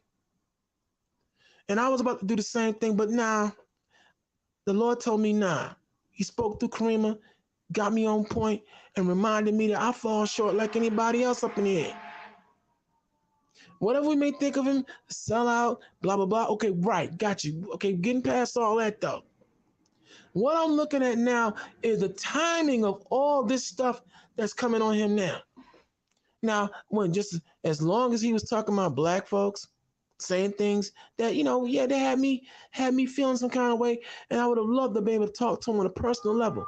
There were those who tried to reach out to me, he didn't want to hear them either. Okay, he was doing him. But my point is this. Where was all this? There was no outrage from anybody else. But as soon as Kanye started going in on the community, the Jewish community, and those who own businesses and own the music industry and have been making money hand over fist and doing all kinds of underhanded things business-wise, now all of a sudden he's an anti-Semite. Oh, he's a bad guy. And you got Nike, Adidas, everybody cutting ties with him now. The timing of it all. There'll be some of you who will say, oh, he getting what he deserved. But look, chill. My thing is, let's look at the big picture. The timing of it all. Now, I'm not for and I'm not against the dude. But what I am against, however, is anyone now lambasting him, especially on the other side, when all before we had the White Lives Matter those White Lives Matter shirts that had all black folks in their feelings. Why he's saying all that? Or the MAGA hat and all the other antics. Oh, he was tour de force. Oh, he was a free thinker. He was a wonderful person. But now when he's pointing out the highway robbery that Nike, Adidas, and all the other manufacturers out here making money on black dollars, hand over fist, when he blasted out Puffy or Diddy or whatever, now his name is Brother Love. Now, all of a sudden, Kanye is this horrible person, this terrible person. But it goes back to what Malcolm X said way back in 1962, as I recall it. No, 61, I'm sorry. When there was supposed to have been a meeting between the Nation of Islam of that time and some Jewish leaders, and it fell apart. Malcolm made a very critical point. Yo, when it come to them, they can't take any criticism. They just can't take it.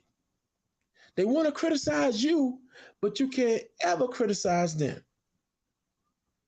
True statement. A true statement. And we see quick fast that the go-to is always someone's anti-Semite.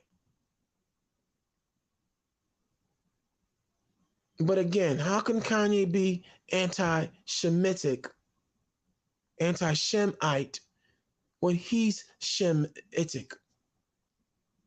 Then here come the powers to flex and shut you down. They want to block your channel. No, we got, see, so the angle I'm taking on this here is timing is everything. Something that CEO JJ7000 always says. Timing is everything, y'all. Look at the timing of it. What are your thoughts? Let me see who's talking out here. Welcome to the Lion's Den. Let me see who's talking.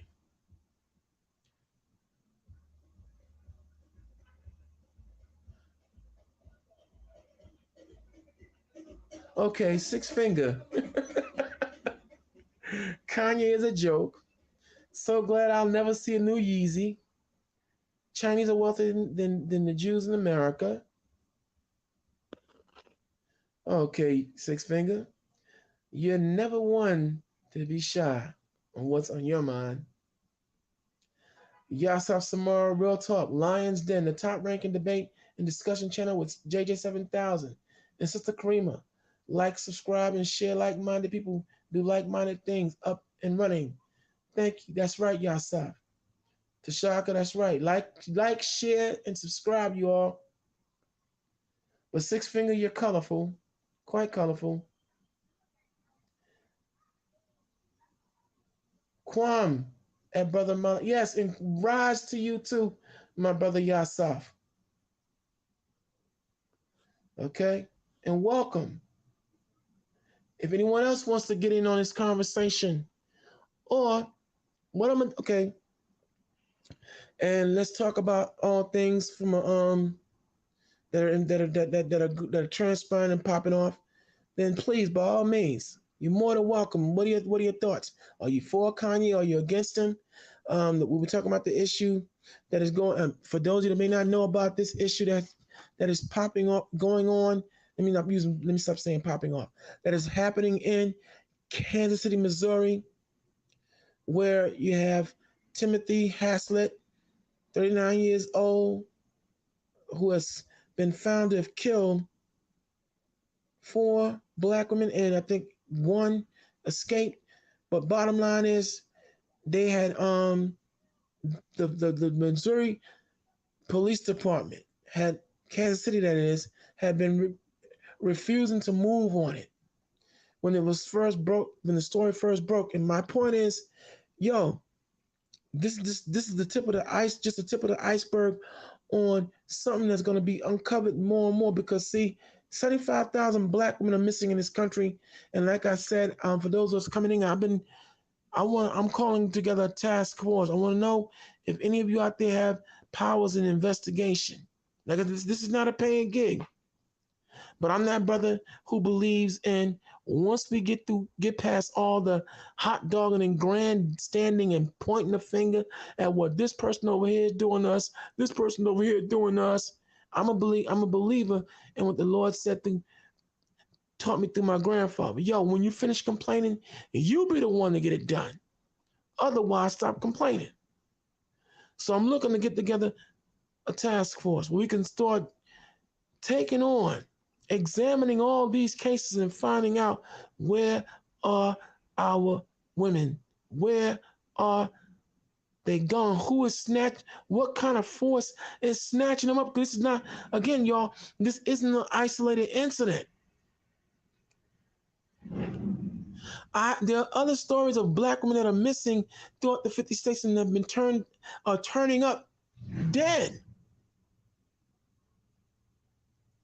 Okay, and the FBI, CIA, if this was 75,000 white women, if somebody was out here a force was out here snatching up 75,000 white women, you best believe it'd be in the news every single freaking day, going in and out. Are you kidding me? You better believe the FBI and CIA would not be quietly investigating it. They'd be on it like a hornet. So what are we going to do about this, gentlemen? Ladies as well. That's what I'm proposing to do. Whether or not it can take off, I doubt it. I mean, no. I mean, whether it takes off, that remains to be seen. But I'm putting out that appeal because, like I said, this is terrifying. Because in this story, and I want y'all to write this down, the name is Timothy Haslett. While you're listening to this broadcast and you have different devices, you can type in his name. You're going to see the story come up. He's a serial killer. Killed several black women. Before this story even broke. And they're still trying to keep a lid on it. A Bishop Tony Caldwell and other concerned citizens have appealed to the police that a serial killer was in their midst in that a number of black women were turning up, that about 4 or more black women were missing. And they all brushed it off as being a hoax. They didn't move on it. And now here it is, one of the victims of this Timothy Haslett was able to escape. When he took his child to school. And the pit bull, I guess, when she let the dog outside, it afforded her to be able to escape. And now, as it stands, she reported the same Timothy Haslett killed 4 of her friends. About the same amount of friends, same amount of black women that the Bishop Tony Caldwell, if you type in his name, you'll see that video still up in the Kansas City, the Missouri media, all outlets, I must not just say Kansas City, all outlets ignored his plea, ignored the plea of community leaders. If y'all want to know, if you want more backdrop, you can check out BNC News, the Black and Missing Foundation, Democracy Now!, a gentleman by the name of Professor Black Truth, Tariq Nasheed. Okay, but you're getting to hear from Brother Malachi, the Lions Den, because I'm on my grind in the area I've been given in this talent and in this great forum. This is what we do. So let me see who's talking or still talking. Yeah, tell them Water Blue, smash the like and subscribe. All right, well, listen, you know what? Check this out, right? Never let it be said that Malachi is not ambidextrous, that just talking raw. Yeshai Dutta, we're not ambidextrous. You have now been thoroughly educated, informed, inspired, influenced, given key insight into all things that are transpiring here on the Lion's Den. Okay. Again, Yasaf Samora, don't worry. I haven't forgotten. But parting is sweet sorrow, you all. And it's time for me to go. But again, I dedicate this episode to the lioness, Sister Karima, who gave me a firm talking to. And here what I want y'all to do. Help me, y'all. Go into the emojis. Get the fist. Get a fist emoji. Black fist emoji. Get the symbol of the lion and a heart. And I want y'all to salute Sister Karima. That's all I can do at this point. But give a salute. If that's too much, it's a fist. Any kind of, happy type of emoji. Salute her. Salute the lioness. Okay? For reminding me of who I'm supposed to be, who we're all supposed to be. Okay? And that it's okay to be merciful and temper mercy. All right? So with that being said, let me see if y'all going to do that. Now, I want y'all to do that now. I want to see those fists. I want to see those salutes now. Come on, y'all. That's not asking for much. As we sign off, it's okay to salute one another and to appreciate each other. All right? Let me see who's doing it. Here we go. Here we go. Well, all right.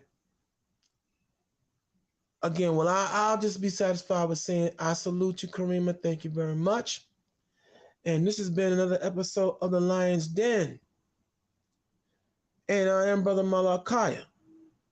As always, I come in the spirit of the Most High, the Lord in Christ, from whom all positive thoughts flow. For those of you out there, I ask you, travel safe, man. To you sisters out there in particular, ladies, watch your surroundings at all costs. Have a swivel head. Be very careful. And brothers as well, we all got to be careful. Be careful. Because there are some very, as there are beautiful people out here, there's some very unsavory people out here. And we got to just be ready at all times, at all costs. I thank the CEO of operations, JJ7000, for allowing I and Yeshaya Dar, who's still here in spirit, to be the vibe, click, and politic to you out there. And I hope that the 5 eyes that the Lion Den offers, inspiration, information, influence, independence, and insight, fortifies you to bring out the best in you. You to get out here on your grind and check things out and uncover things and be able to come in here and we can talk. And those of you who are interested, leave your information in the back chat, okay? Or we'll find some other ways and means to link up and communicate, because we have got to bring our daughters home, y'all. The FBI, CIA, and none of these other, intelligence agencies are going to do that for us. So we have to do it. But if you don't want to, there's no force in this. I'm just making a proposition because I'm desperate. I can use the word desperate. Yeah, praying to the Lord or whatever is a good thing. But he helps those who help themselves too. But with that being said, I'm going to sign off now. And the spirit of Don Cornelius on the Hebrew tip, I says to you all, Shalom, peace, Ahab, love, and the Posh, soul. And we up out of here.